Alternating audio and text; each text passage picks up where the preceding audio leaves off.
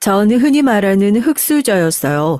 어릴 적 기억은 대부분 배고픔과 추위, 그리고 불안으로 가득 차 있었죠.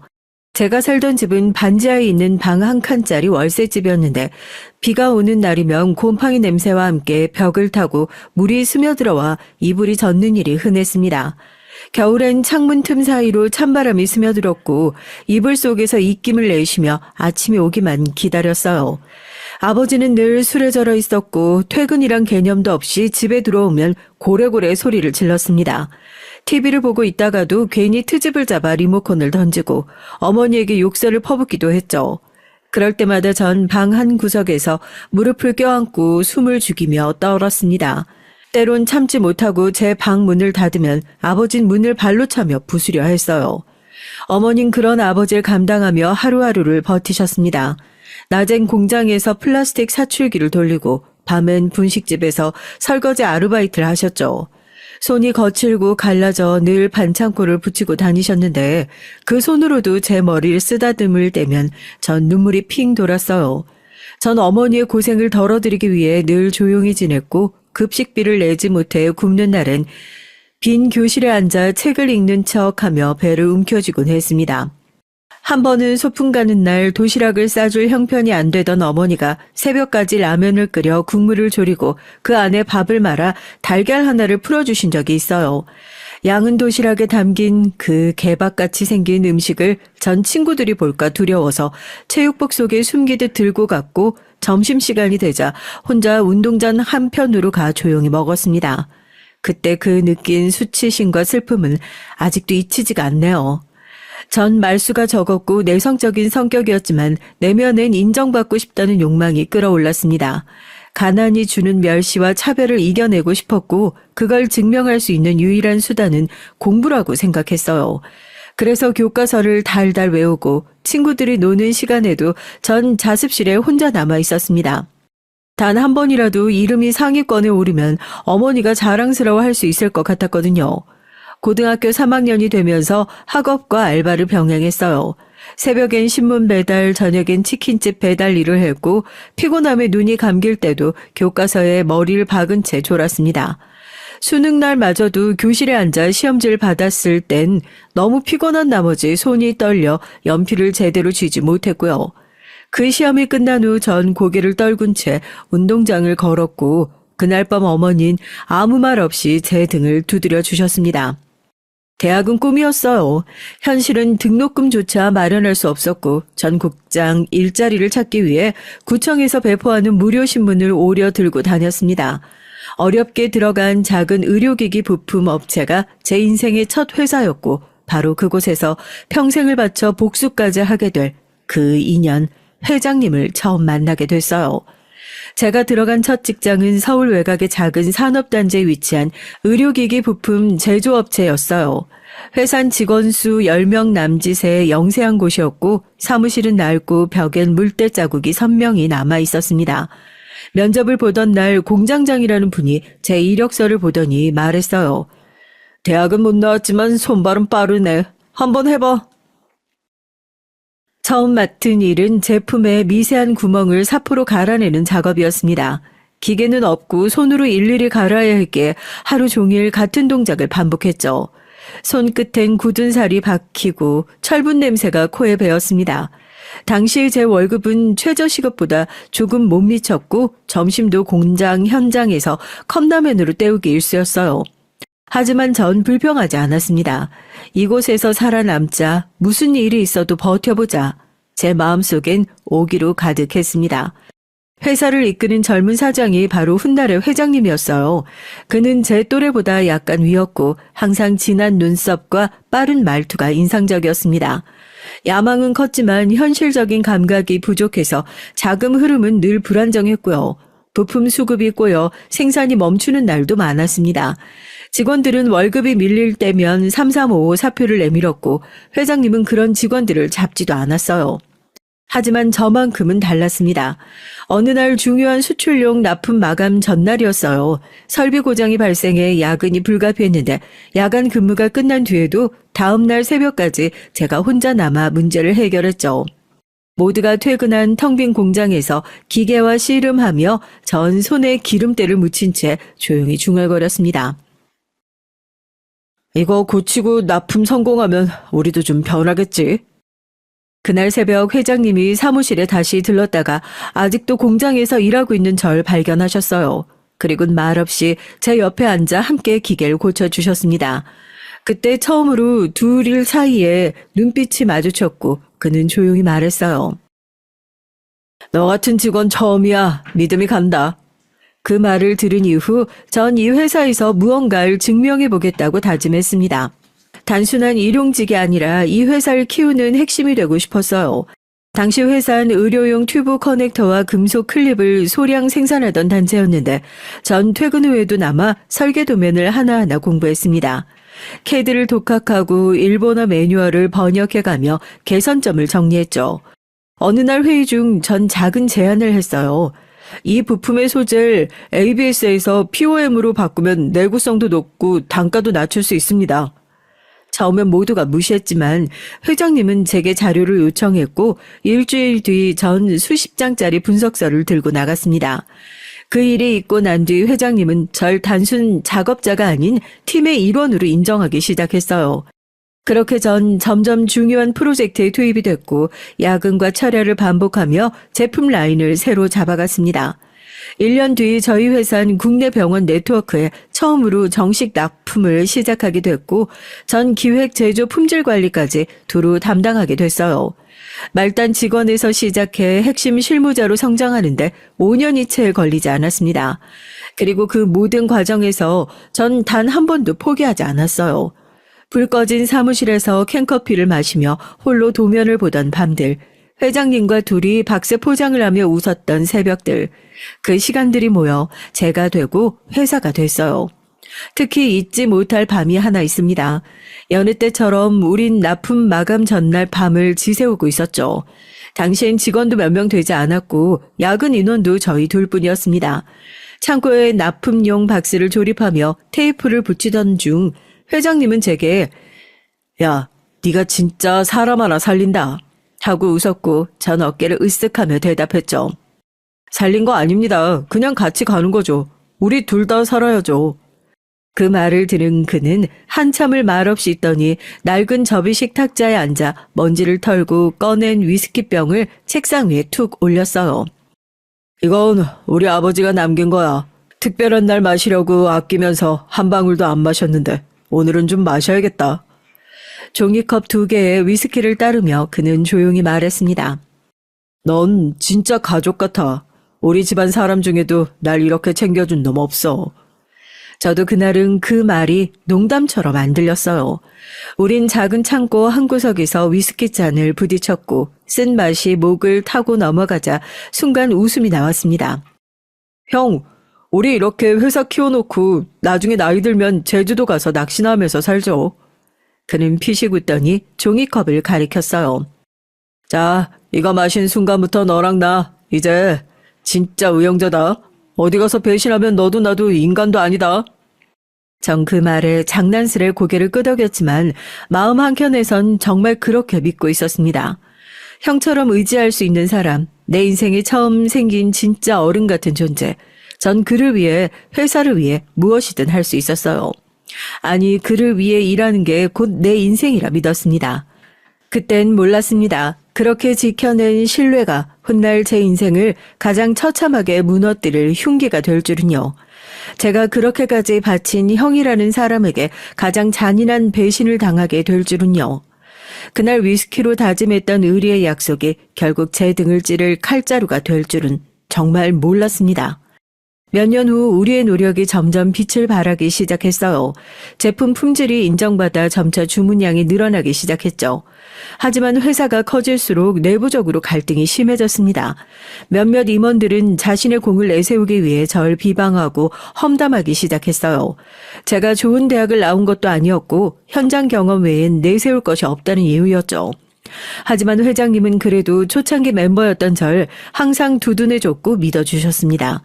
임원들 중 누군가가 회장님에게 저에 대한 험담을 하면 그 친구는 그럴 사람이 아니야 하며 나서서 보호해줬어요.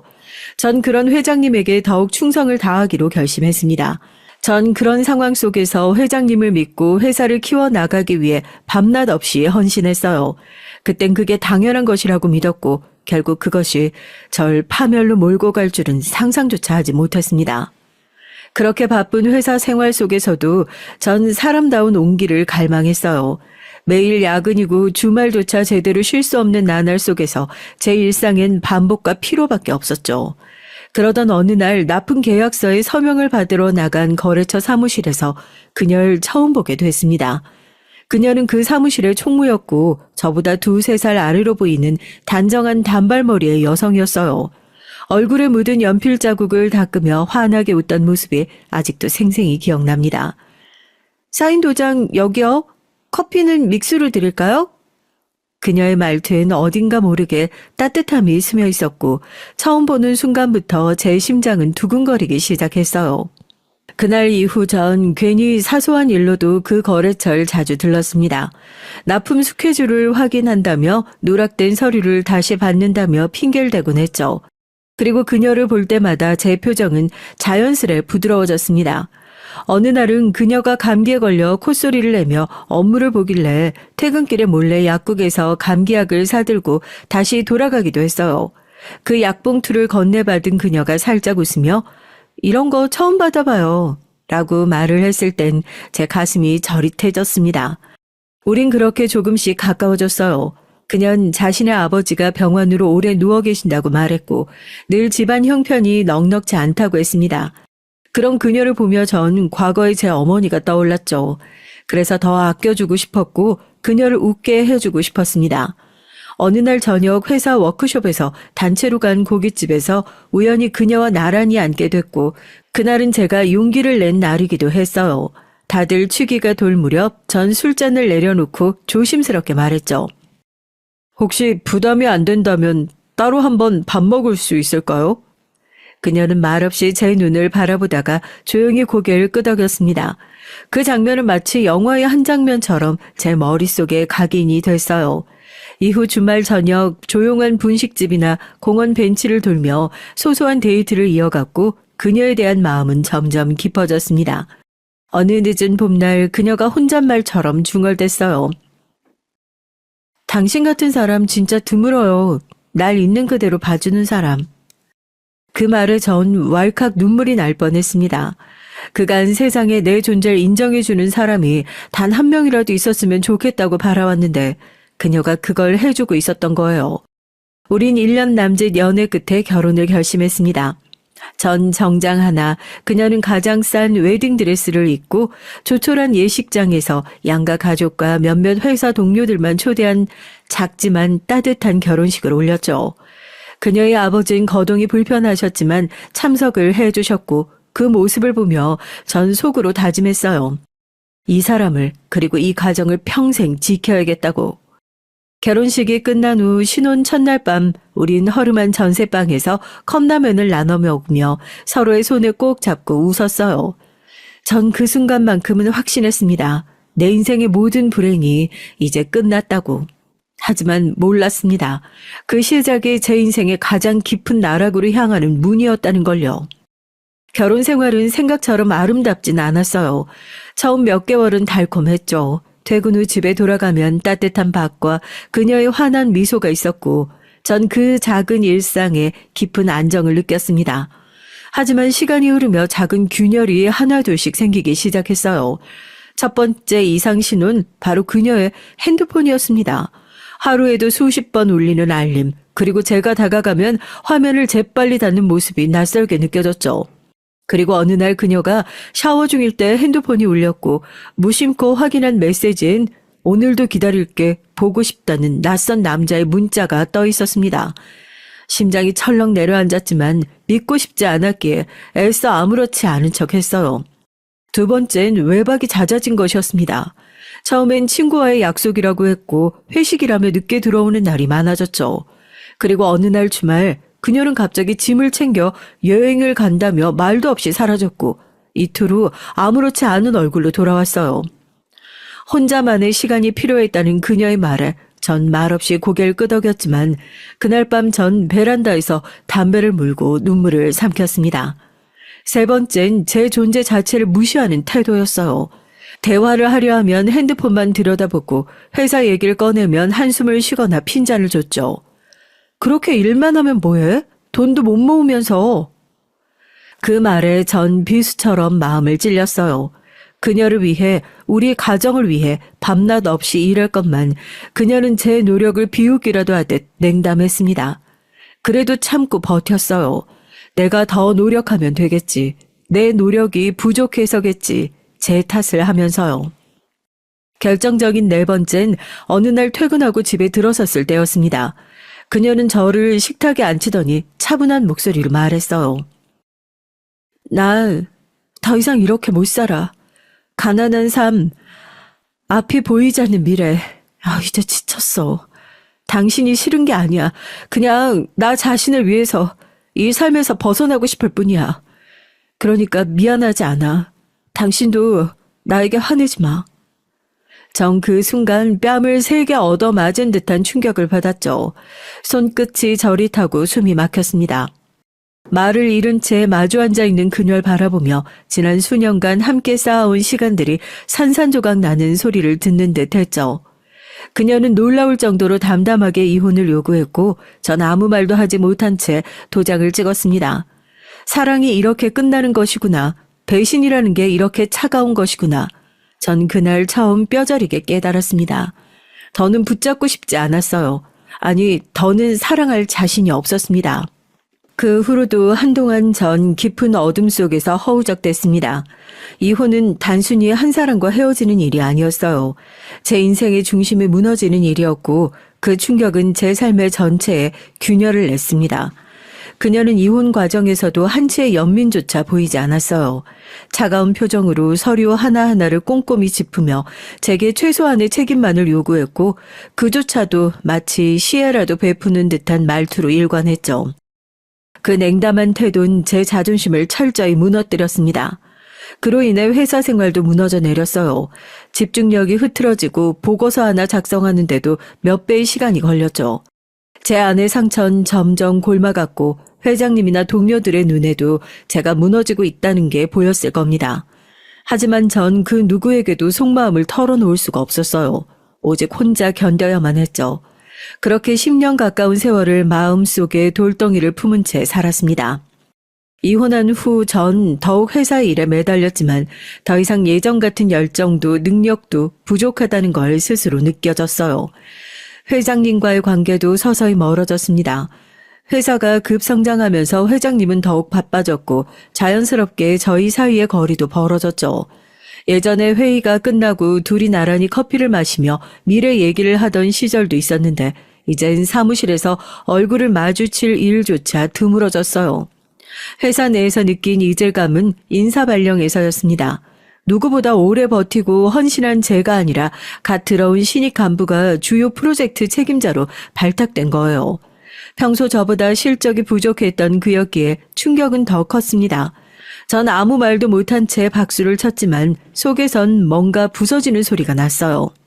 어느 날부턴가 회장님의 저녁 식사 자리에 더 이상 불려가지 않게 된 일이었어요. 회장님은 외부 투자자들과 어울리느라 예전처럼 절 챙기지 않았고 심전 절 모른 척한 날도 있었죠. 어느 날 회사 1층 카페에서 회장님이 VIP 손님들과 식사하던 모습을 우연히 봤어요. 제가 인사를 건넸지만 그는 무표정하게 고개를 끄덕이며 다시 대화에 몰두했죠. 그날 집에 돌아와 전 말없이 소주 한 병을 비웠습니다. 결국 회사에서 제가 밀려나게 되는 결정적인 계기가 있었어요. 제가 3년간 개발에 매달려온 신제품이 다른 팀으로 넘어갔고 회장님은 이에 대해 단 한마디도 설명해 주지 않았습니다. 회의석상에서 그 소식을 들었을 때 전 자리를 박차고 나가고 싶었지만 꾹 참고 고개를 숙였죠. 그리고 전 아무도 모르게 사직서를 제출하고 회사 문을 나섰습니다. 20살 때 30년이란 시간 동안 몸담았던 회사였는데 이렇게 나가려니 정말 마음이 아려오더군요. 초창기 멤버들도 대부분 다른 회사에 가거나 창업했고 전 회장님과의 의리 하나로 여태껏 버텨왔는데 회장님도 절 외면하니까 더 이상 버텨낼 재간이 없었습니다. 다 내가 부딪힌 탓이다 여기며 회사를 나온 후 마음 한가운데가 텅 빈 것 같은 느낌이었어요. 그 후 전 작은 카페를 열었습니다. 처음엔 정말 모든 걸 잊고 다시 시작해보자는 마음이었죠. 20평 남짓한 카페에 커피 머신 하나, 중고 테이블 몇 개 들여놓고 매일 아침 6시에 문을 열었어요. 손님은 거의 없었고 하루 종일 무표정한 얼굴로 드립커피를 내리며 창밖을 바라보곤 했습니다. 가끔 단골 한두 명이 들어와 조용히 책을 읽거나 노트북을 펴면 전 그 옆에서 설거지를 하며 묘한 안정감을 느꼈어요. 하지만 그건 아주 짧은 순간일 뿐이었습니다. 손님이 모두 나간 늦은 밤 빈 의자들을 바라보고 있자면 문득 과거가 떠올랐어요. 하루는 카페 구석에서 물기를 닦던 걸레를 쥔 채 한참을 멍하니 있었죠. 예전 회사에서 제가 주도해 성사시킨 첫 해외 납품건을 회장님과 축배 들던 날이 떠오르더군요. 형, 우리 이만큼 해냈습니다. 하고 말씀했을 때 회장님이 제 등을 두드려주며 웃던 그 모습. 하지만 이젠 그 형도 그 회사도 그 시절도 제 것이 아니었어요. 또 하루는 라떼를 만들다 컵을 놓쳐 바닥에 쏟았는데 아무도 없는 공간에서 전 갑자기 오열하기 시작했습니다. 이유 없이 눈물이 쏟아졌고 전 무너진 채 주저앉아 바닥을 닦으며 중얼거렸죠. 다 지나갔는데 왜 이렇게 아프냐? 왜 이렇게 외롭냐? 그렇게 중얼거리는 순간 눈물이 왈칵 쏟아졌습니다. 전 주저앉아 바닥을 닦는 걸레를 손에 든 채 마치 어린아이처럼 울었어요. 눈앞에선 라테가 엎어진 바닥이 번지듯 퍼져 있었고 제 삶도 그렇게 천천히 무너져 내린 것 같았습니다. 지나온 시간이 머릿속을 스쳐 지나갔어요. 잠도 못 자고 야근을 하며 회사에 바친 청춘. 하루 한 끼로 버티던 배고픈 나날, 회장님과 나란히 서서 쌓아 올린 회사의 기틀. 모든 것이 너무 힘들었지만 그만큼 자랑스러웠습니다. 그런데 지금 전 그 무엇도 가지지 못했어요. 그녀도 회사도 회장님도 모두 떠나고 이 작은 카페 구석에서 라테를 쏟고 울고 있는 나만 남아 있었습니다. 그토록 열심히 살아왔건만 왜 삶은 이렇게 쓸쓸하고 공허하기만 한지. 난 도대체 누구를 위해 살아온 걸까? 그 질문이 머릿속에서 멍처럼 퍼져나갔죠. 그렇게 전 오랜 시간 한마디도 하지 못한 채 그 자리에 주저앉아 있었습니다. 과거의 영광도 회장님과의 의형제 같은 우정도 그녀와의 가정도 이젠 모두 제 손에서 흘러내린 모래처럼 느껴졌어요. 그 모래를 다시 쥐려 손을 뻗을수록 손가락 사이로 빠져나가는 느낌만 더 또렷해졌습니다. 그러던 어느 날 아침 평소처럼 카페 문을 열기 전 커피 머신을 데우고 있을 때였어요. 낡은 스마트폰에서 진동이 울렸고 확인을 해보니 문자 하나가 도착해 있었습니다. 김땡땡 회장님의 부인 신땡땡님 별세, 장례는 땡땡병원 장례식장 3호실. 처음엔 잠시 멍했어요.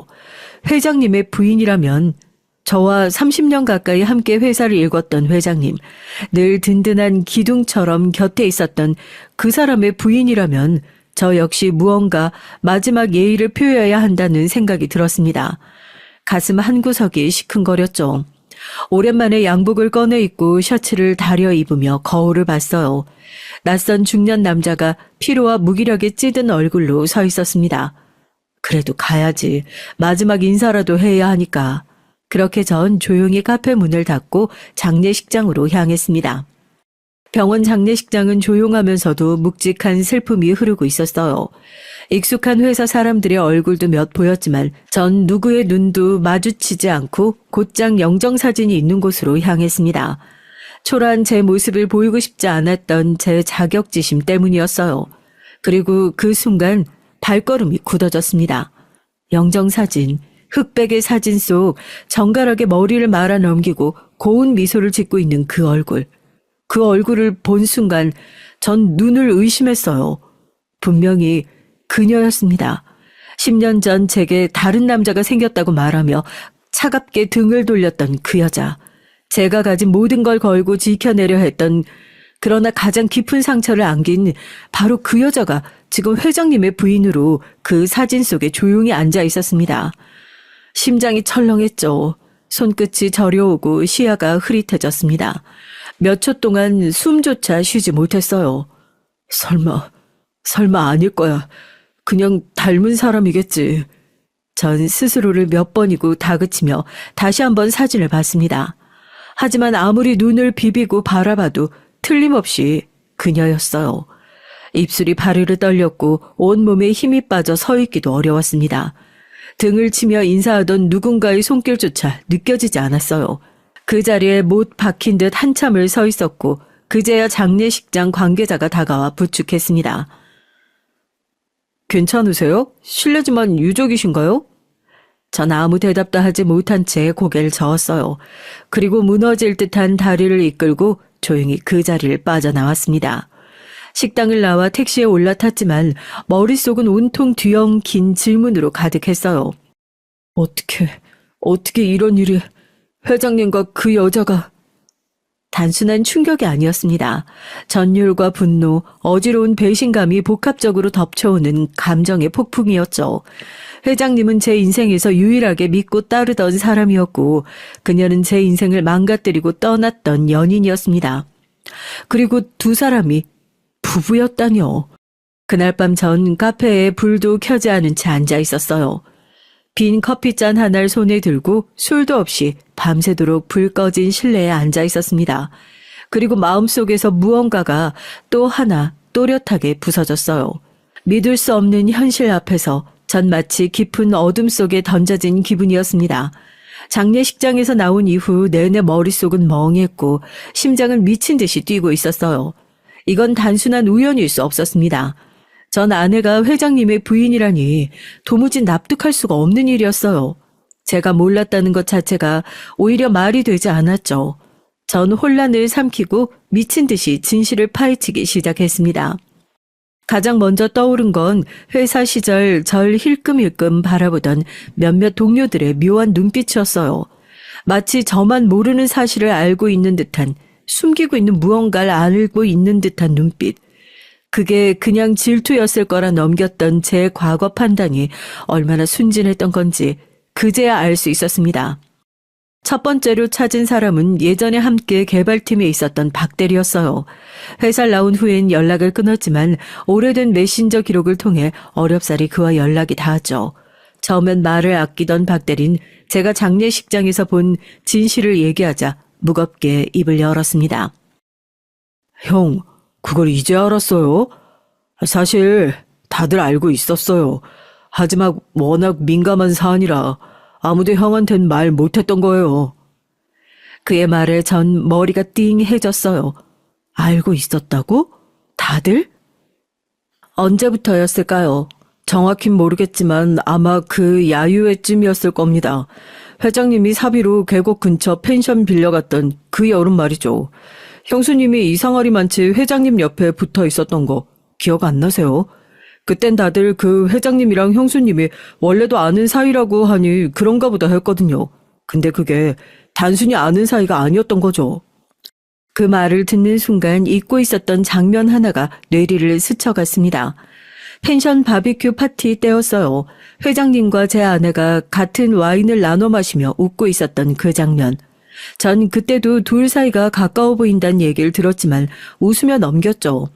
아내는 원래 거래처 직원이었으니 회장님이랑 친할 수 있다고, 괜한 오해하지 말라고 주변 사람들에게 그 말을 제가 했었습니다. 그때가 아마도 두 사람이 처음 만난 날이었을 거예요. 이런 결과를 초래할지 상상도 하지 못했죠.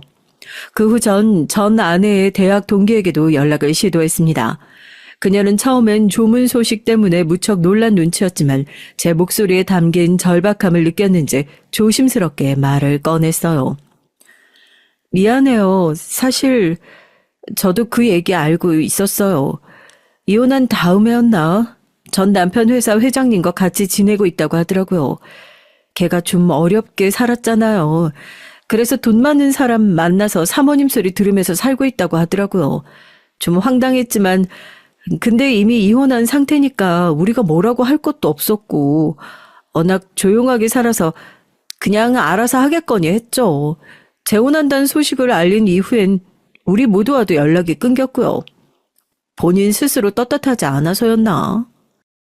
아내의 대학 동기인 그들끼리 찍은 사진을 보여줬습니다. 회장과 재혼한다는 혼인신고서를 들고 친구들끼리 찍은 사진이었죠. 저와 이혼한 지 불과 몇 달 후의 일이었습니다. 그들이 몰래 결혼식을 올렸다는 사실은 사진 속 혼인신고 기록을 확대해보니 완전히 확실해졌어요. 날짠 제 생일 다음 날이었습니다. 전 멍하니 그녀의 손에 들려있는 혼인신고서를 바라보며 그 자리에 주저앉을 뻔했어요. 너무나도 생생한 날짜, 너무나도 분명한 이름들, 심장이 미친 듯이 뛰기 시작했습니다. 그날 밤 전 잠을 이루지 못했고 며칠 동안 직접 확인하려고 작전을 짰어요. 마침 매일 새벽마다 우유 배달을 받는다는 사실을 알아냈고 우유 배달원에게 하루치 일당을 주고 제가 직접 우유 배달원 복장을 하고서 회장님이 사는 고급 주택가로 향했습니다. 배달을 하고서 잠시 뒤 현관문이 열렸고 중년의 가사 도우미가 얼굴을 내밀었죠. 전 기회를 놓치지 않았습니다. 아이고, 상중이신가 봐요. 누가 돌아가셨어요? 아, 이 집 사모님이요. 나이가 많은 편도 아니었는데, 아휴, 딱하지. 아유, 저런 아주 예전에 사모님이랑 인사한 적도 있었는데, 15년 전인가? 처음엔 경계하는 듯 눈을 찌푸리던 그는 잠시 망설이다가 조용히 말했습니다. 15년이요? 그땐 사모님이 안 계셨을 텐데, 결혼하신 지 한 10년 전인가? 그쯤 결혼하시고 이 집으로 들어오셨죠. 사모님이 직접 말씀하신 적 있어요. 여기가 신혼집이라고. 이 말을 듣는 순간 모든 의심이 확신으로 바뀌었습니다. 그해 제 생일 바로 다음 날 제가 이혼 서류에 도장을 찍고 나서 불과 몇 달 만에 그녀는 회장님의 부인이 되어 그 집에 들어가 있었어요. 30년을 바친 회사, 인생의 대부분을 바친 회장님, 목숨처럼 아꼈던 사랑, 그 모든 게 짜고 친 희극이었던 건 아닐까.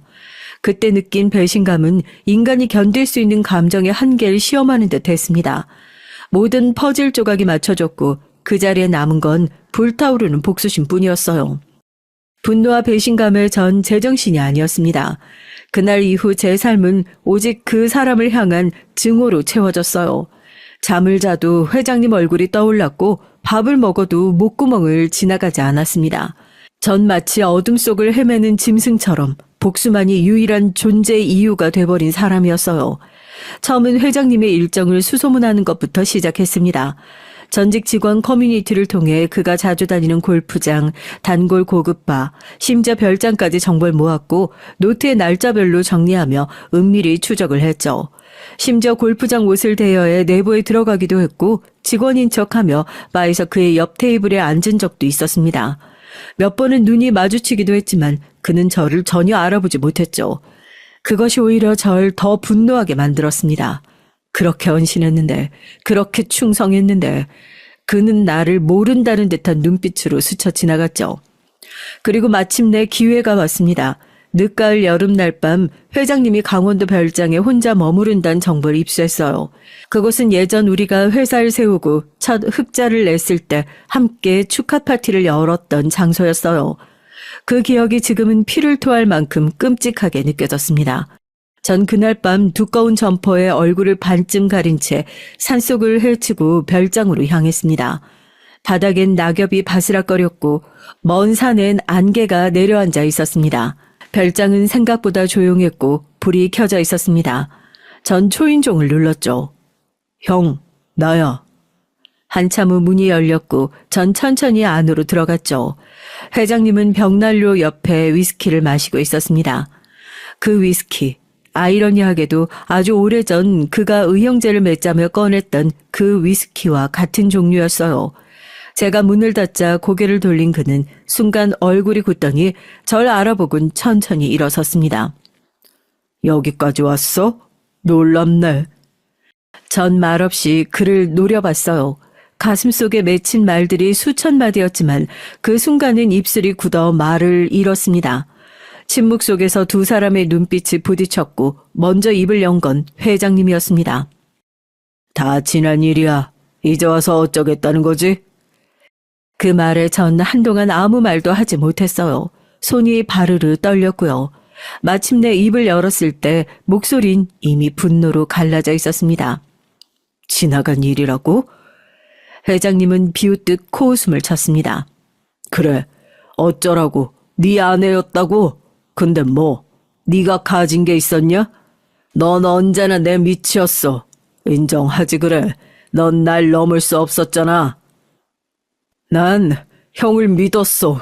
형이라고, 가족이라고 생각했다고. 그게 네 잘못이지. 세상은 그런 감정 따위로 굴러가지 않아.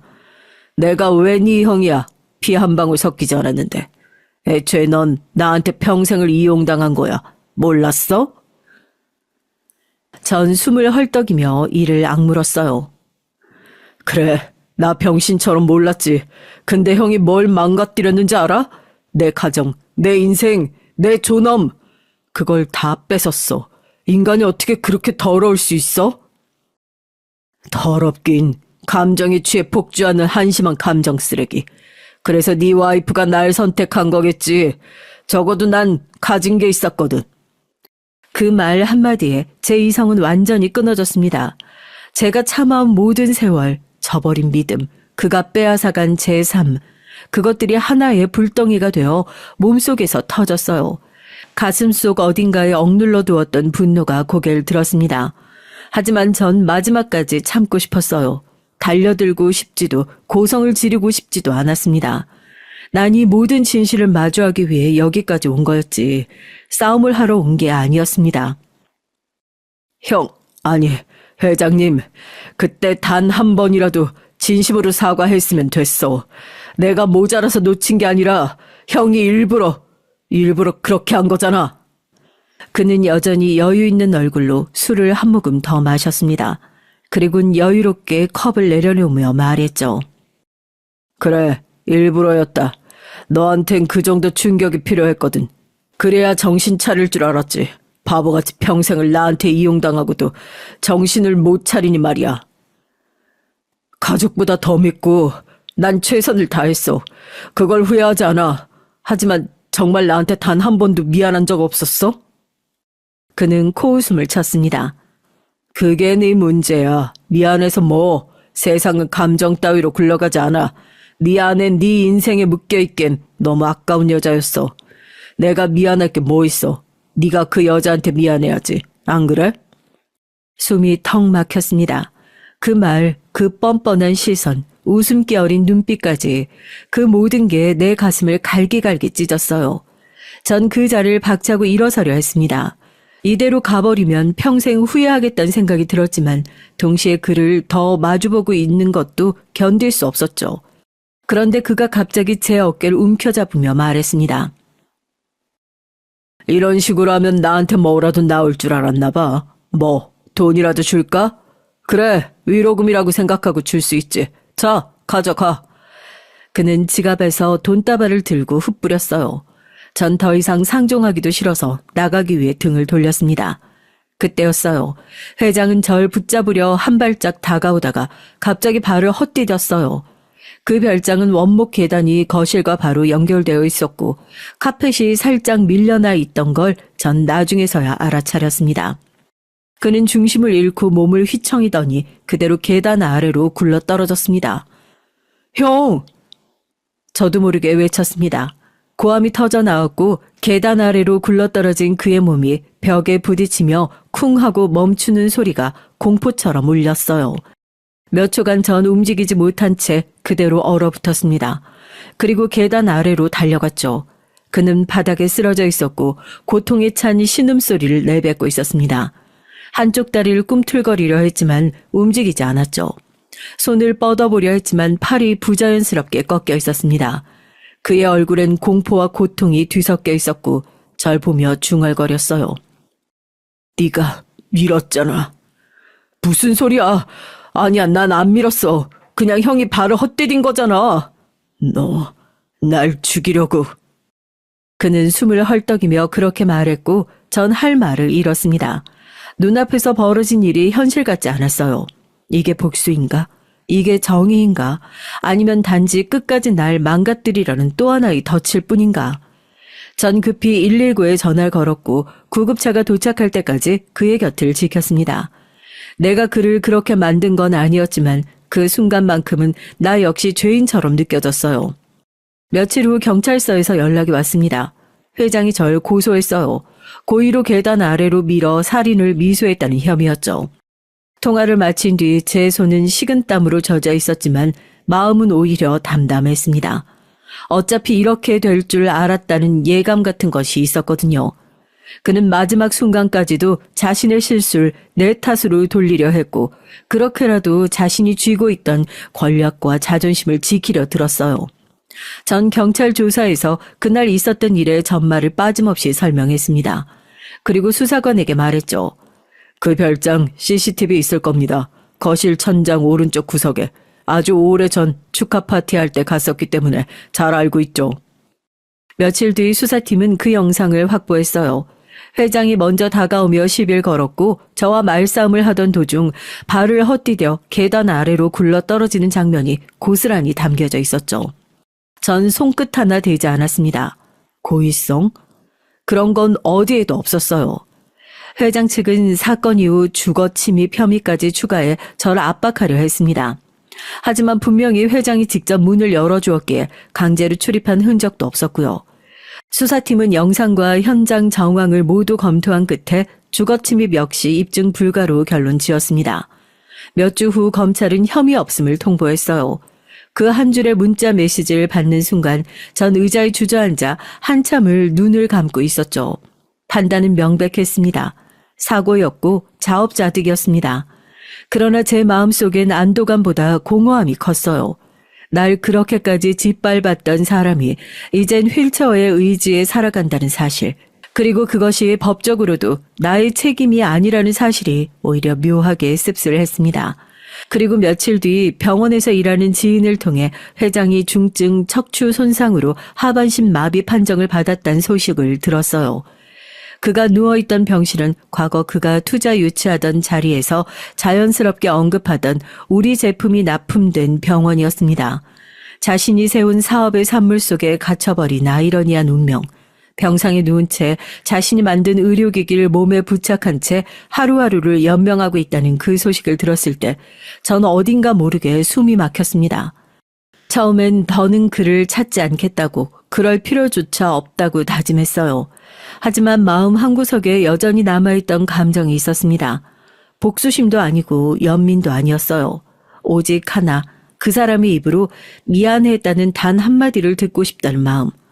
내가 목숨처럼 지켜왔던 우정과 헌신이 헛된 것이 아니었다는 걸, 최소한 그가 알고 있다는 걸 확인하고 싶었습니다. 며칠을 망설인 끝에 전 조용히 병원을 찾았어요. 보호자와의 면회 절차를 밟고 휠체어에 앉아있는 그가 입원해 있다는 병실 문 앞에 섰어요.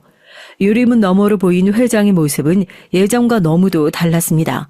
반듯한 정장 대신 환자복을 입고 날카롭던 눈맨 흐려져 있었고 한쪽 팔은 침대 옆 자동 포지셔너에 고정돼 있었습니다. 삶에 쫓기던 사자가 이젠 생명 유지 장치에 기대어 숨쉬고 있었어요. 전 조심스레 문을 열고 들어섰습니다. 그도 절 알아봤었는지 고개를 살짝 돌렸어요. 두 눈이 마주쳤습니다. 무수한 감정이 그 짧은 눈맞춤 안에 뒤섞였습니다. 분노, 허탈함, 회한, 증오, 그리고 아주 희미한 그리움 같은 것까지도. 잘 지냈습니까, 형? 그는 아무 말 없이 절 바라보다가 입꼬리를 아주 약하게 올렸어요. 그 웃음엔 반가움도 미안함도 없었습니다. 그냥 익숙함이었습니다. 오래전의 절, 여전히 그가 밑에 사람으로 기억하고 있다는 듯한 표정이었죠. 전 그의 앞에 앉아 조용히 말을 꺼냈습니다. 형, 나 여기 온 이유 미안하단 말 듣고 싶어서예요. 솔직히 말해봐요. 형도 알고 있잖아요. 내가 그날 형을 민 것도 아니고 형한테 그럴 이유도 없었어요. 형이 날 어떻게 배신했는지 우리 둘만 아는 거잖아요. 한참 동안 그는 말이 없었습니다. 창밖을 한번 쓱 보고 나서 그제야 낮고 무덤덤한 목소리로 말했어요. 네가 뭘 원하든 그건 네 사정이지. 난 후회 안 해. 전 잠시 말을 잃었습니다. 목구멍이 막힌 듯 아무 말도 나오지 않았어요. 숨을 한번 크게 들이마신 듯 다시 말했죠. 단 한마디면 됐어요. 미안했다고. 그렇게 말하면 나도 이제 그만 내려놓을 수 있을 것 같았거든요. 그는 고개를 살짝 저으며 입술을 일그러뜨렸습니다. 왜? 아직도 피해자라고 생각하냐? 난 지금 이 꼴이 됐어도 너한테 빌고 싶지 않아. 사람은 누구나 선택을 하는 거야. 너도 날 택했고 난 네 여자를 택했지. 그게 다야. 그 순간 온몸이 얼어붙는 느낌이었어요. 수많은 말이 목까지 차올랐지만 어느 것도 입 밖으로 나올 수 없었습니다. 침묵이 방 안을 가득 채웠고 전 더는 그를 바라보지 못하고 시선을 돌렸어요. 그래요, 알겠습니다. 형은 끝까지 그런 사람이었네요. 그 말만을 남기고 전 자리에서 일어섰어요. 병실 문을 나서며 뒤돌아보지 않았습니다. 그 사람에게 더는 아무 기대도 아무 감정도 남기지 않겠다고 그제야 다짐할 수 있었습니다. 복수는 끝났습니다. 정의도 심판도 끝났습니다. 남은 건 오직 나 자신이었어요. 그날 이후 전 다시는 그를 찾아가지 않았습니다. 과연 나의 삶은 누구를 위해 존재했던 건가? 그 답을 찾기 위해서라도 전 그를 마지막으로 마주하려고 했지만 그 결과 전 확실히 알 수 있었죠. 끝내 사과하지 않는 사람이 있는 것처럼 끝내 연민을 거둬야만 하는 순간도 있다는 것. 그 사람은 절 배신했고 전 그를 용서하지 않았습니다. 그것이 우리가 지닌 유일한 공평함이었어요. 회장은 사고 이후 점점 찾는 이가 줄어들었다고 했습니다. 세상 모든 부귀영화를 가지고도 건강했던 몸을 잃는다면 무슨 의미가 있을까요? 특히나 늘 오만하게 살아왔던 그에게 더욱 현 상황을 극복하기 힘들었을 겁니다. 저 역시 이혼 후 무너졌을 때 다시 일어서기 어려웠으니 그 심정을 잘 알죠. 그렇게 그는 스스로 만든 탑 안에서 자신이 쌓아올린 욕망의 벽에 갇힌 채 조용히 사라져가는 중이었어요. 들려오는 소문 속에서 회장이 어떤 식으로 무너지고 있는지가 하나씩 제 귀에 들려오기 시작했습니다. 그는 사고 전까지만 해도 재계 인사들과의 골프 약속을 즐기던 사람이었어요. 하지만 휠체어를 타고는 골프 클럽 하우스에도 제대로 접근하지 못했고 예전 함께하던 동료들은 슬그머니 그를 멀리하기 시작했습니다. 한 직원은 제게 이런 말을 전해줬어요. 형, 그 사람요. 얼마 전 골프장에 갔는데 클럽 VIP 룸에서 아예 입장을 거부당했대요. 그냥 휠체어 출입 안 된다고. 예전에 다들 꼬리 흔들던 사람들인데 이젠 그냥 불편한 짐 취급이래요. 그 말을 듣고 전 웃지도 울지도 못했습니다. 그가 과거 사람을 손익계산처럼 대하던 방식 그대로 이젠 자신이 버림받는 순서를 맞이하고 있는 것이었어요. 게다가 하반신 마비로 인해 그가 자리에 없자 새로 영입된 전문 경영인과 임원들이 이사회에서 그를 경영상 판단 미흡과 건강상의 이유로 대표직에서 해임시키는 안건을 통과시켰다고 합니다. 언론에서 창업주의 경영 일선 퇴진이라며 포장되었지만 사실상 축출이었죠. 한때 그의 책상에 붙어있던 나를 거치지 않곤 펜 하나도 움직이지 마라 메모는 이제 낡은 프린터 옆 서류함 아래에 깔려 먼지와 함께 잊혀졌을 것입니다. 내 손으로 복수를 하지 않아도 세상은 결국 돌고 도는 법이라는 걸 처음으로 실감했습니다. 고통을 주던 자가 결국 더 큰 고통 속에 갇혀 살아야 한다는 것. 그것이야말로 가장 잔인한 심판이자 유일한 정이었어요. 그렇게 그는 모든 것을 잃었습니다. 신체의 자유, 사회적 지위, 인간관계까지 마치 세상이 한 조각씩 그의 삶을 도려내며 심판을 내리고 있는 듯 했어요. 전 아무것도 하지 않았습니다. 단지 살아남았고 진실을 버티고 망가져도 무너지지 않을 뿐이었죠. 저는 복수를 하지 않았습니다. 그러나 세상은 그를 내 손보다도 더 냉정하게 짓밟았어요. 그것이 자업자득 아니면 무엇일까요? 돌이켜보면 그날 그 별장에서 내가 그를 미는 대신 등을 돌렸다는 사실이 지금의 날 지켜준 셈이었습니다. 나는 끝내 선을 넘지 않았어요. 복수를 선택하지 않은 것이 아니라 복수를 하지 않아도 될 정도로 세상은 이미 정직하게 돌아가고 있었던 겁니다. 그는 이제 휠체어에서 일어설 수 없고 저는 다시 걸어가야 하겠죠. 누구를 미워하며 사는 삶이 아닌 그 모든 걸 견뎌낸 나 자신을 마주보며 살아가는 삶으로 그것이야말로 내 마지막까지 지킨 존엄이며 내가 끝내 이룬 승리입니다. 제게 찾아온 마지막 희망을 찾았어요. 어느 날 도서실 책장을 정리하던 중 우연히 펼쳐진 한 권의 낡은 철학책, 그 속에 손글씨로 밑줄 그어진 문장이 있었습니다. 진실은 때론 고통이지만 거짓은 삶을 좀먹는다. 저는 한참을 그 문장을 바라보다가 조용히 책장을 덮었습니다. 그 말은 마치 제 삶 전체를 관통하는 문장이었어요. 저는 진실 때문에 상처 입었고 진심 때문에 무너졌습니다. 하지만 결국 그 진심을 감추지 않았기에 전 무너지지 않을 수 있었어요. 그 순간 문득 제 젊은 나날이 스쳐 지나갔습니다. 어머니의 갈라진 손등, 새벽에 일어나 신문을 돌리던 골목길, 낡은 공장에서 처음으로 회장님과 나란히 일하던 밤들, 그리고 그녀의 환한 웃음, 배신, 이혼 서류에 찍힌 도장, 회장과 맞붙었던 마지막 밤까지 그 모든 장면이 눈앞에서 파노라마처럼 흘러갔어요. 가슴이 저릿했고 숨이 막힐 듯 했지만 이상하게도 그리고 고통스럽지만은 않았습니다. 마치 오래된 흉터 매만지는 기분이랄까요. 다 아물지 않았지만 더는 피를 흘리지 않는 상처. 전 마침내 스스로에게 물었습니다. 너는 그 진심을 지켜냈는가? 그리고 전 고개를 끄덕일 수 있었어요. 저는 증오하지 않기 위해 발버둥 쳤고 선을 넘지 않기 위해 안간힘을 썼습니다. 전 누군가를 짓밟아 올라가지 않았고 누군가의 삶을 파괴하지 않았어요. 끝까지 버티고 견디고 고통 속에서도 언제나 저 자신을 속이지 않았습니다. 커피 머신을 닦으며 전 거울에 비친 제 얼굴을 바라봤어요. 이마의 주름, 굳은 표정, 깊어진 눈빛, 그것들은 제가 지나온 시간들의 기록이었습니다. 전 이제 더는 과거에 머무르지 않기로 했어요. 복수도 분노도 원망도 내려놓고 오직 제 삶을 다시 살기 위해 작은 카페 창가에 앉아 커피 한 잔을 천천히 마셨습니다. 햇살이 유리창을 타고 들어왔고 먼지 입자들이 반짝이며 떠다녔습니다. 그 순간만큼은 참 평화로웠어요. 복수가 정의가 될 수는 없습니다. 그러나 진심을 지킨 사람의 삶은 끝내 부서지지 않습니다. 누군간 제 선택을 어리석다고 말할지도 모릅니다. 누군가는 결국 저에게 남은 게 아무것도 없다고 조롱할지도 모릅니다. 하지만 전 압니다. 제가 얼마나 부서져도 거짓된 삶을 살지 않았다는 것 하나만으로 전 끝내 제 자신을 배신하지 않았다는 것을, 그리고 그것이면 충분합니다. 전 이제 더 이상 누구도 원망하지 않습니다. 진실을 품고 살아낸 저 자신에게 고개를 숙일 이유가 없으니까요. 안녕하십니까. 전 이제 내일 모레 칠순을 바라보는 노인네예요. 이 나이 먹고도 아직 부족함이 많아 여러분들께서 보내주시는 귀한 사연 귀담아 들으며 여전히 인생에 대해 배워가고 있죠. 이 나이쯤 되니 그간 제 인생에도 참 많은 사람들이 지나갔습니다. 그중엔 제게 은혜를 베풀어 주신 고마운 분들도 있고 제가 마음을 주었음에도 마음 준 만큼 돌려받지 못한 사람들도 있죠.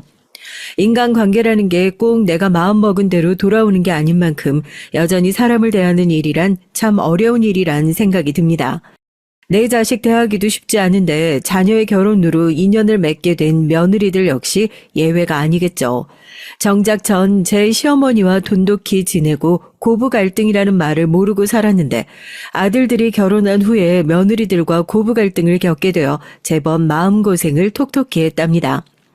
전 아들만 셋을 둔 가정주부예요. 그중 막내 녀석은 결혼에 통 관심이 없어 늙은 어미 마음을 무겁게 만들고 있지만 위에 두 녀석은 늦지 않게 제 짝을 찾아 가정을 이루었습니다. 처음 큰 아들이 결혼하겠다며 며느리를 데려오겠다고 했을 때 기대감에 잠을 이루지 못했어요. 사실 딸이 낳고 싶어서 자식을 셋이나 낳은 거였거든요.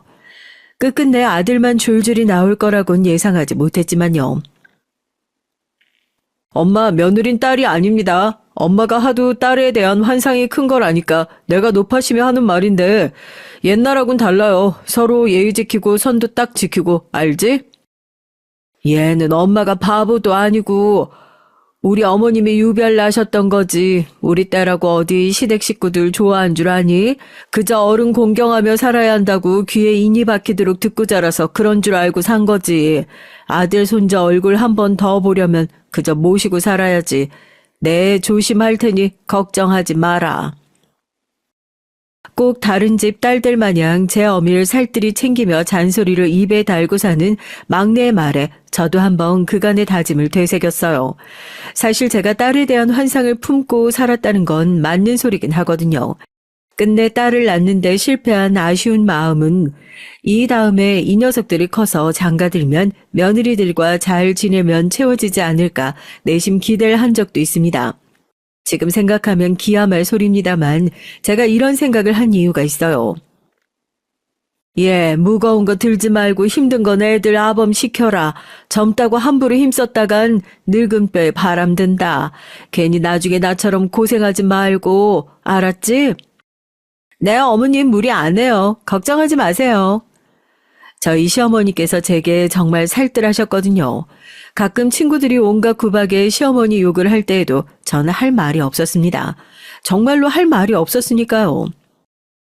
세상에 너희 시어머니 같은 분만 계셔도 며느리들 팔자가 필 텐데. 세상에 이게 뭔 복이래?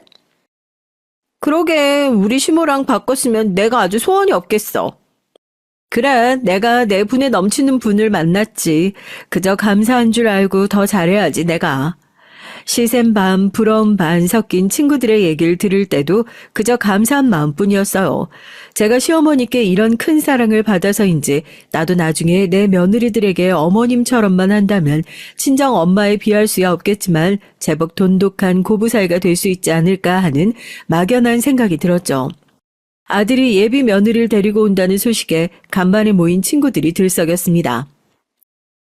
아이고, 너도 이제 아들 보내는구나.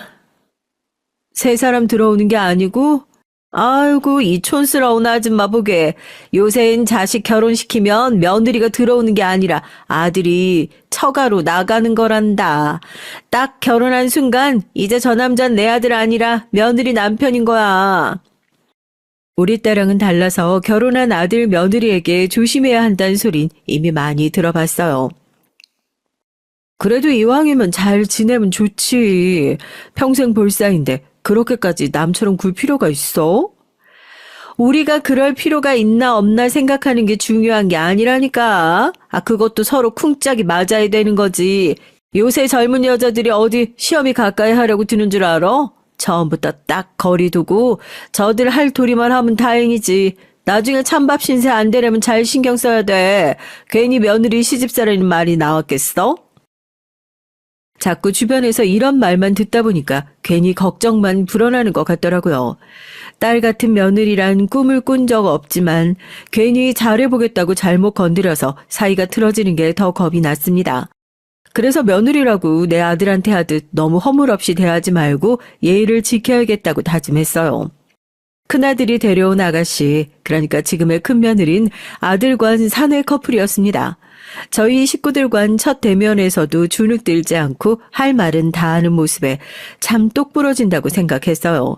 결혼 후에도 일을 관둘 생각이 전혀 없다는 큰며느린 일 욕심도 많아 보였습니다.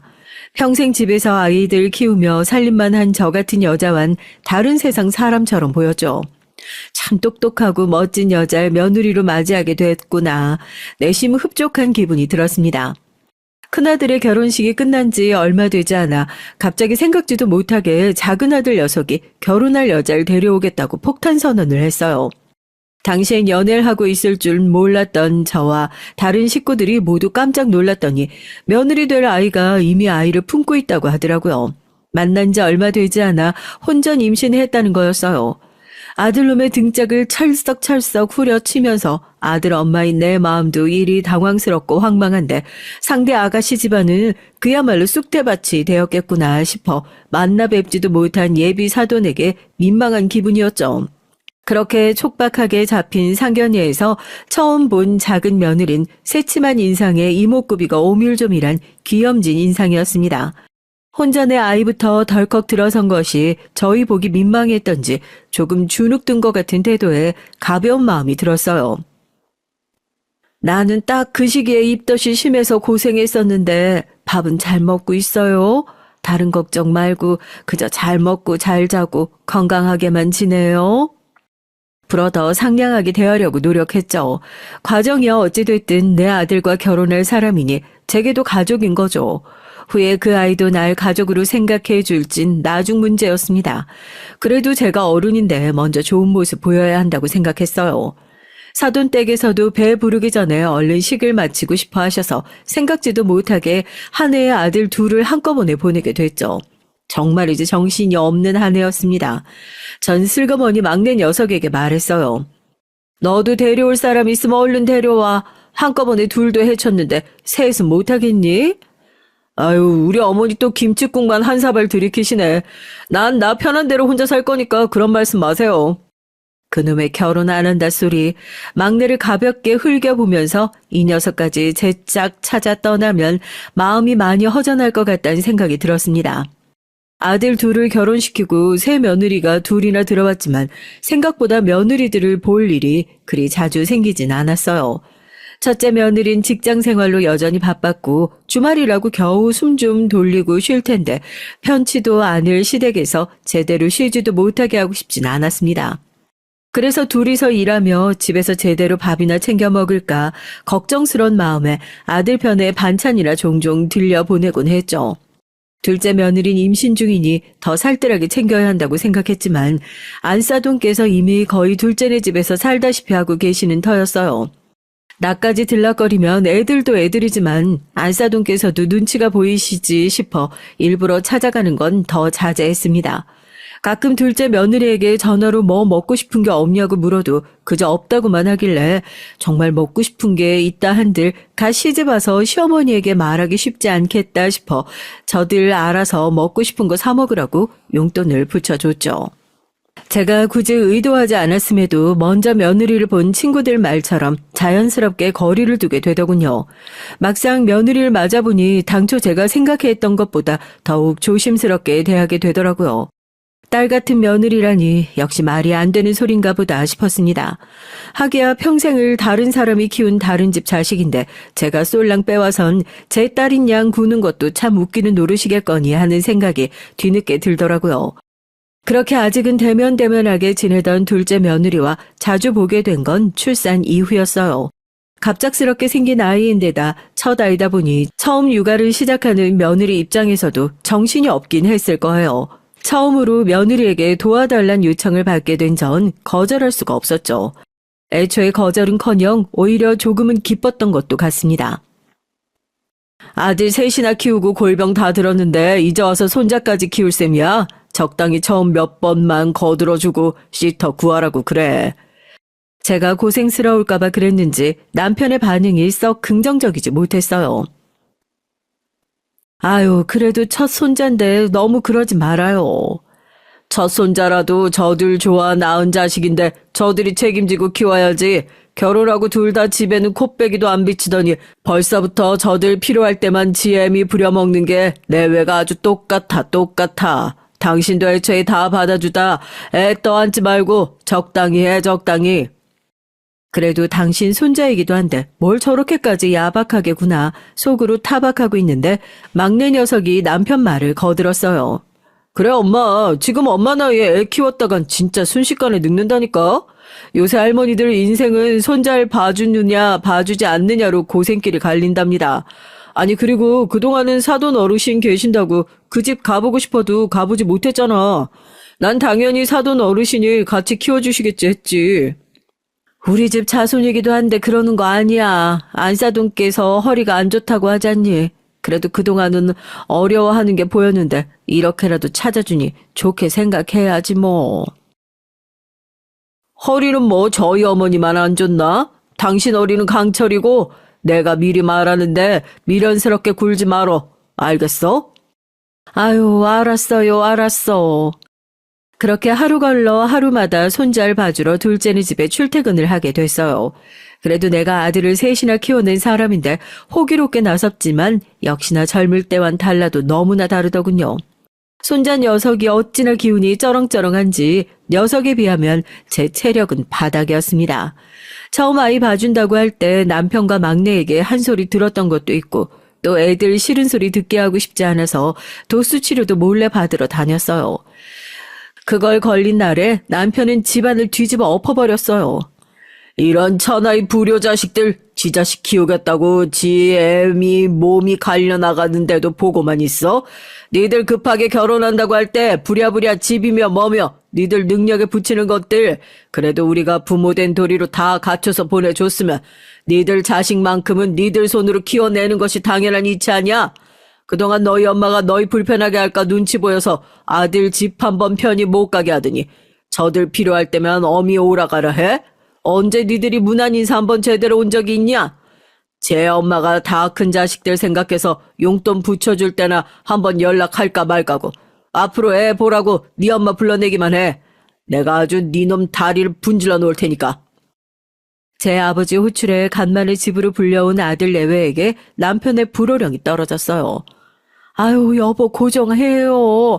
내가 내 손자 보고 싶어서 간 건데. 당신 나서지 마. 내가 처음부터 그렇게 이야기를 해도 당신 성격의 자식이 태해달라면 거절도 못하고 해줄 거 알아서 그리 받아주지 말라고 해도 결국 당신 몸 다 축난 거밖에 더 있어?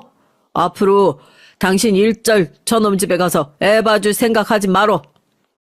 그간 아이 봐주러 다니며 작은 아들 내외에게 크고 작은 서운한 점이 없었다면 거짓말이겠지만 그래도 눈앞에서 아들 내외가 야단맞는 모습을 보는 기분이 편치 않았어요. 그렇게 알겠다며 겨우 남편을 달래고 아들 내외를 집에 돌려보내는데 아들이 볼멘 소리를 했습니다. 아니 우리가 그렇게 몸이 안 좋아지신 줄 알았나 뭐. 그리고 당신 손자 봐주시는 건데 또 뭐 저렇게까지 말씀을. 그 말을 듣는데 내 아들이지만 순간 기분이 확 상하더라고요. 체력이 딸려 힘이 들긴 했습니다만 손자 보는 데엔 최선을 다했어요.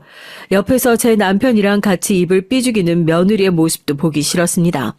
그렇지만 이미 제 아버지에게 한 소리 들었는데 거기다 더 보태기도 뭐해서 별 소리 않고 둘을 보냈죠. 들어와서 곰곰이 생각해보니까 괘씸한 마음이 불쑥 올라오더라고요. 10가지 잘해줘도 한 가지 못하면 그것만 타박하는 꼴이었어요. 제 딴은 저들 불편하게 안 하려고 마음이며 몸이며 무진 애를 썼는데 그게 다 허사인 것처럼 느껴졌죠. 그래, 자식이라고 해달라는 거 다 받아주지 말고 나도 거리를 좀 지키자. 전에 친구들 모임에서 자식들이 손자 봐달라는 말에 단칼에 거절했던 친구의 말이 떠올랐어요. 아니, 나 은퇴한 지 얼마나 됐다고. 이제 집에서 적적하실 테니까 소일거리 삼아 애들도 좀 봐주시면 집안에 애들 웃음소리도 나고 얼마나 좋으시겠냐는 거야. 이것들이 아주 웃기는 소리 하고 있네 싶었지. 애 키우는 게 소일거리야? 하루 종일 아무것도 못하고 집구석에서 애한테 붙잡혀 살아야 할 텐데. 아유, 나는 그 집 못한다. 아주 단칼에 거절했지. 그랬더니 그거 뭐 그렇게 힘들다고 어쩌고 주둥이가 대빨 나와서 떠들기에 내가 아주 난리를 쳤어.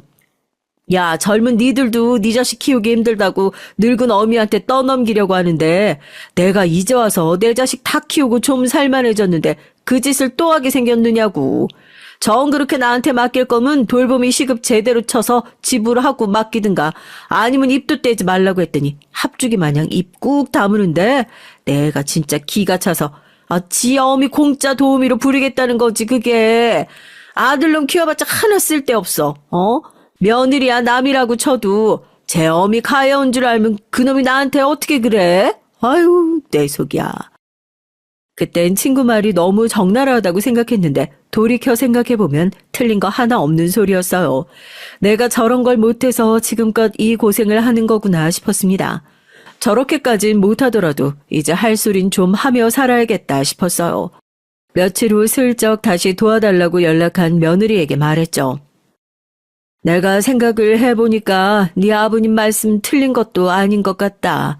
그간 내가 너희 고생스러울까봐 내가 할 수 있는 것보다 더 무리를 한 것도 사실이고 이러다 내 몸 축나면 오히려 아픈 어미 부양한다고 너희들이 도로 고생스럽지 않겠니?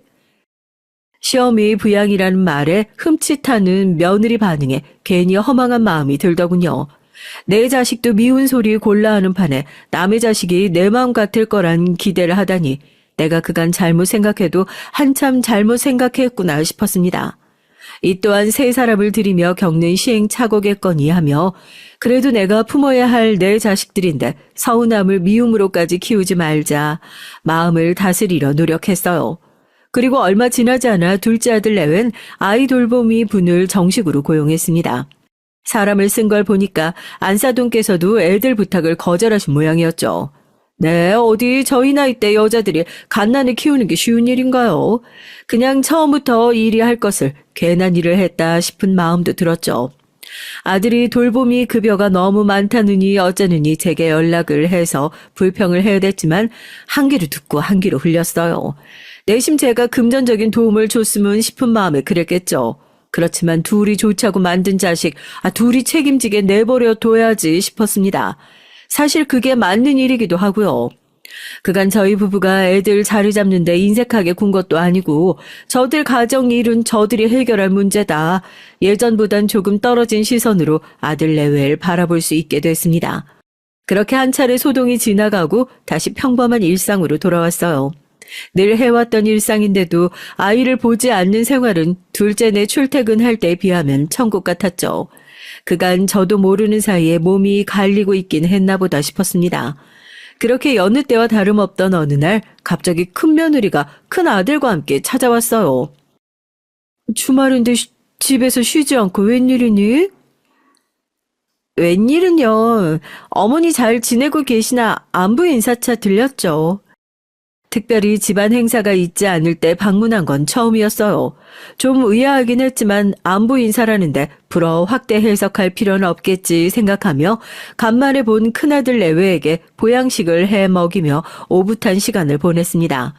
후식을 먹으며 TV를 보고 있는데 아들과 며느리가 서로 눈빛을 주고받는 것이 슬쩍 보였어요. 저 아버지 어머니 혹시 재테크 관리 따로 하시는 게 있으신가요? 재테크는 갑자기 왜? 별건 아니고 아버지 어머니 노후자금 문제도 있고 아버지 은퇴 다가오고 있으니까 아무래도 신경이 좀 쓰이시지 않을까 싶어서요. 생전 저희 앞에서 저희 재산 얘기를 꺼내지 않는 아들이었어요. 누구의 입김이 작용해서 이런 화제가 떠오른 건진 길게 생각하지 않아도 답이 나오더군요. 어쩐지 답지 않게 안부 인사를 왔다고 하길래 이상하다고 생각은 했는데 역시나 용건이 있어서 왔구나 싶었습니다. 우리 노후야 너희들이 걱정할 거 없다. 넉넉진 않더라도 이 사람이랑 나 둘이 가기 전까지 자식들에게 손 벌리지 않을 정도는 모아뒀으니까 너희한테 짐되는 일 없을 거야. 남편이 다소 단호한 어조로 말했어요. 딱 잘라서 상관하지 말라는 태도에 큰아들 내외가 조금 당황스러운 듯 보였습니다. 아버님, 저희가 아무렴 부모님 모시게 될까봐 걱정돼서 드린 말씀이겠어요? 그냥 저희도 자식된 입장에서 궁금해서, 네, 그냥 궁금해서 한번 여쭤본 거예요. 네, 아버지. 저희가 진작 신경을 좀 써야 했는데 그러질 못해서 이제라도 신경 쓰려는 거니까 너무 서운하게 생각하지 마세요. 혹여 제 아버지 심기를 거스를까 내외가 황급하게 수습하는 모양새였어요. 그렇게 얘기가 일단락되나 했죠. 남편은 먼저 방으로 들어가고 내일 창거리를 정리하려고 주방으로 들어가는데 며느리가 종종대며 따라 들어왔습니다. 왜? 뭐 필요한 거 있니? 아니요, 어머님. 저 아까 노후자금 말씀인데요. 저희가 구체적으로 들은 게 없으니까 자식된 입장으로 아무래도 좀 불안해서요. 혹시 얼마나 되는지 살짝 말씀해 주시면 안 될까요? 제 나름대로는 포장을 한다고 하는 것 같긴 한데 그래도 제가 이 나이를 허투루 먹은 건 아니었는지 젊은의 머릿속이 그만 훤히 들여다 보이더군요. 애초에 애들한테 헛바람 들게 하면 안 되겠다 싶었습니다. 나는 그런 거 전혀 모른다. 너희들도 알다시피 내가 저 사람한테 시집오고 나서 너희처럼 사회생활을 하기를 했니? 밖에 나가서 일을 다니기를 했니? 그저 집에서 너희 남편 키우고 살림하며 산 여자가 뭐라 얼마나 알겠어. 그런 문제는 너희 아버지한테 따로 물은 적도 없고 전적으로 남편한테 맡기고 있으니까 그 사람이 알아서 할 문제지. 정 궁금하거든 너희 아버지한테 가서 한번 물어보든가. 저한테야 어떻게 한번 비벼볼 만하다 싶었는지 몰라도 저희 남편한테 이런 어설픈 수작은 씨알도 안 먹힐 일이었습니다. 그걸 아니 저도 제 시아버지에겐 차마 못 물어보고 절 찔러본 거겠죠. 큰며느리의 표정이 떨떠름해졌어요. 그렇게 예정에 없던 큰아들 내외의 방문이 있은 지 얼마 지나지 않아 큰며느리의 안부 전화가 전에 없이 잦아졌습니다. 어머님 잘 지내시죠? 다름이 아니라 그게 제 친구들 모임에 갔다가 친구 부모님이 신사업 투자로 대박이 났다는 소리를 들었더니 어머님이 생각이 나서요. 노후 자금은 마련하셨다고 해도 그게 그렇게 넉넉하지 않은 거면 좋은 데 투자해서 종잣돈을 불리면 아버님도 어머님도 앞으로 생활하시기 훨씬 편하지 않으실까 싶어서요. 그러고 돌아가선 좀 수그러들었나 싶었더니만 아직까지 포기가 안 되는 모양이었습니다. 전에도 얘기했지만 난 그런 문제로 일절 관여 안 한다. 나 같은 노인네가 그렇게 돈 굴리는 거에 대해서 뭘 알겠니? 정리가 생각이 있거든. 나한테 이럴 게 아니라 네 아버지한테 직접 얘기하래도. 아유, 어머님, 그래도 평생 같이 사신 어머님이 말씀하시는 거랑 제가 말씀드리는 거랑 어떻게 똑같겠어요? 저희가 보기엔 놓치기 너무 아까운 기회라서 말씀이라도 한번 드려보는 거예요. 어머님이 한번 말씀드려주시면 안 돼요? 네 아버지가 내 말이라도 어디 듣는 사람이니?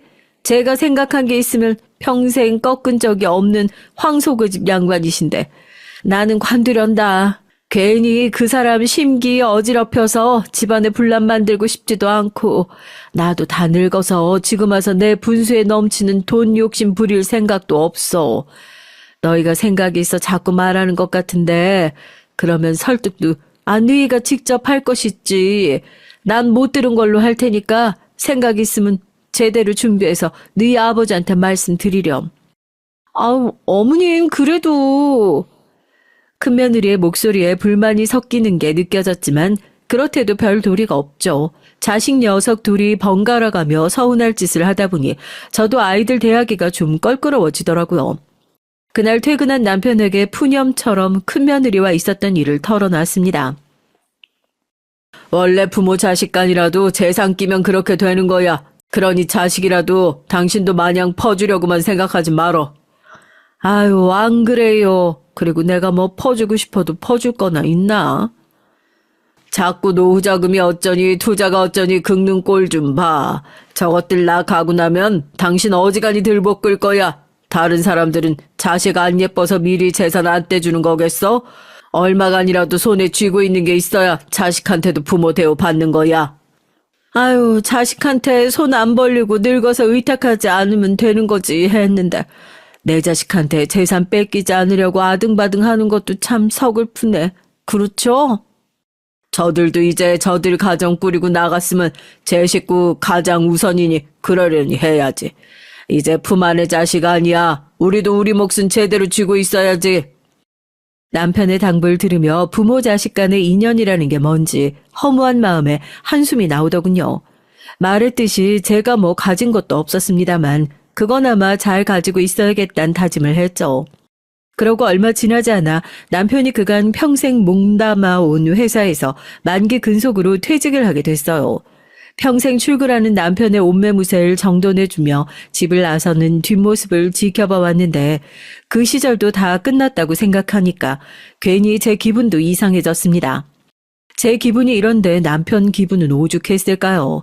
어지간해선 아이들에게 귀찮을 만한 연락은 자제하는 편입니다만 이번만큼은 가족 모두가 남편의 녹을 함께 치하해줬으면 하는 마음에 온 가족을 소집했죠.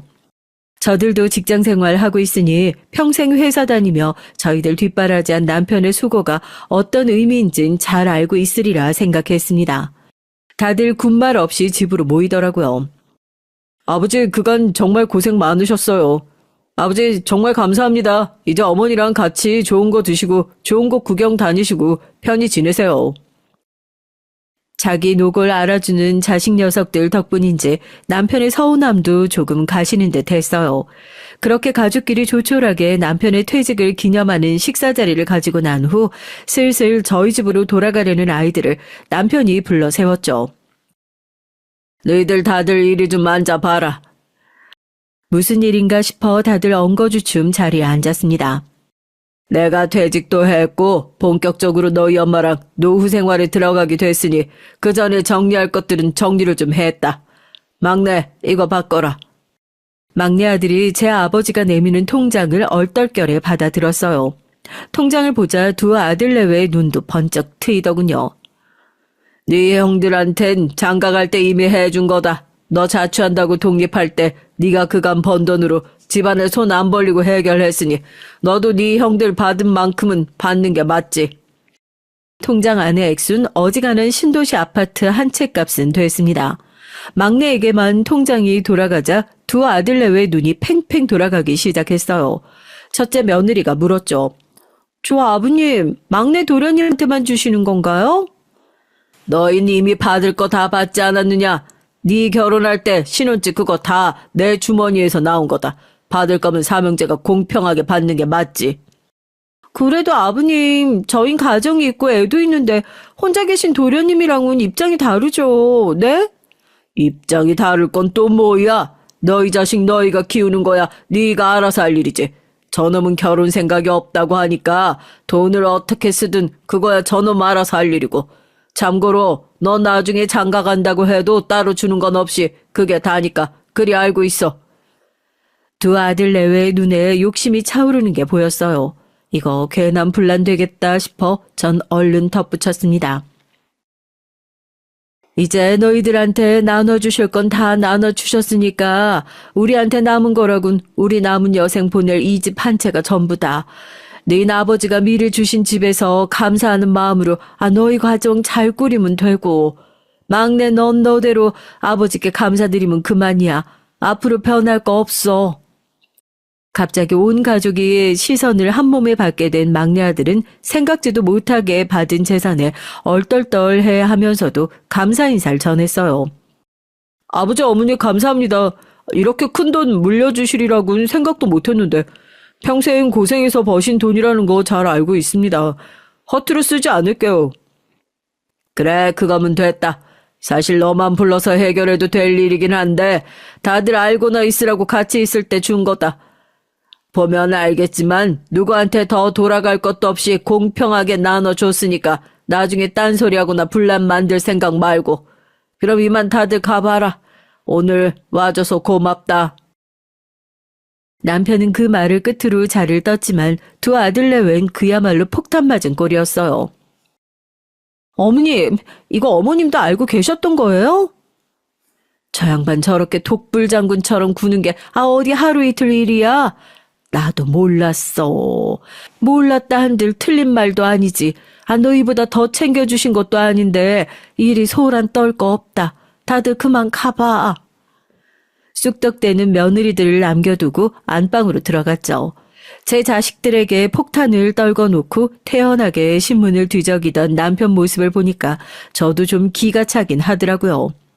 아니 당신 이럴 거면 미리 귀뜸이라도 좀 해주든가. 나도 얼마나 당황스러웠는지 알아요?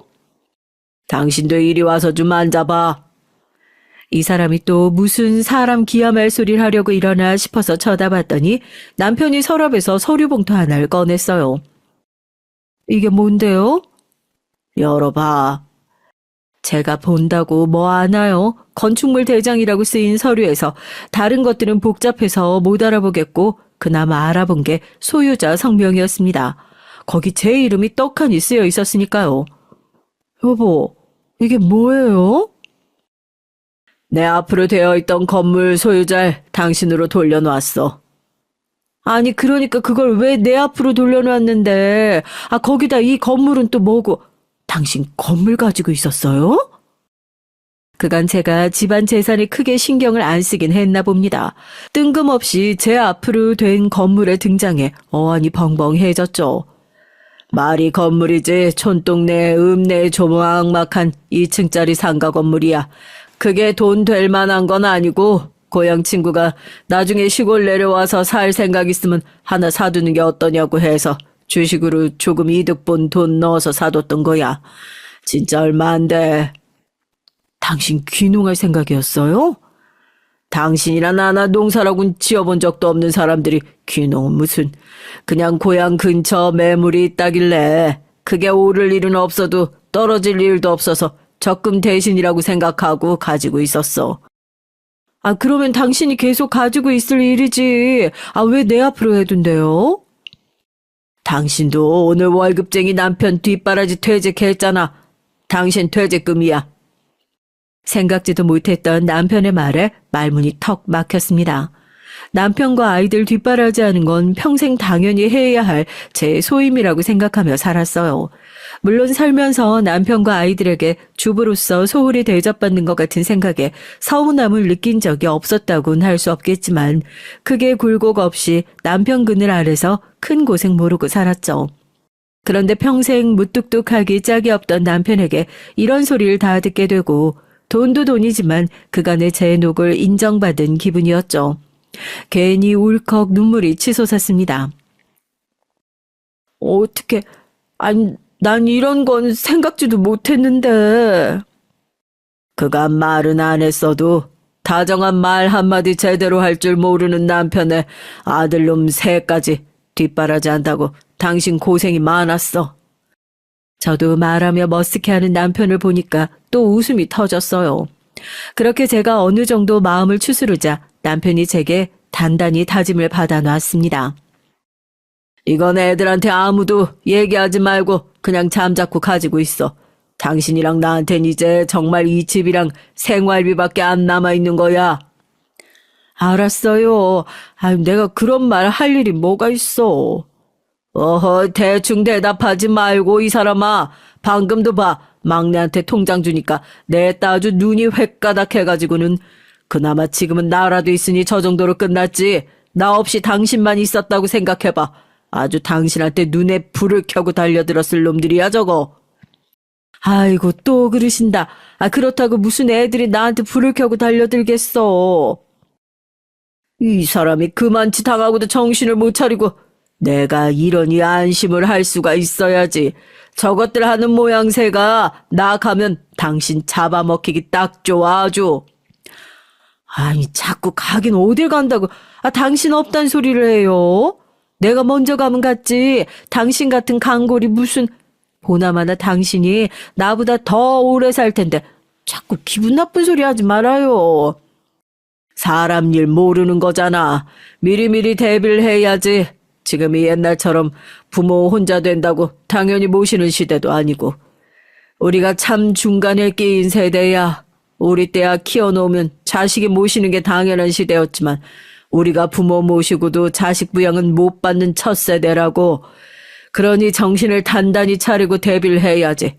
저놈들 벌써부터 퇴직한 부모 앞에서 돈도 나는데 요새 재산 없으면 부모 취급도 못 받는 노인들 천지야. 오늘 준 건 당신 비자금이니까 우리 애들은 다른 애 그런 뻔한 소리 말고 마음 약해져서 괜히 자식들한테 걸리지 말고 아무 말 말고 꽉 잡고 있어. 알았어? 아이고 알았대도 그러네. 아무한테도 얘기 안 할게. 진짜 안 한다니까.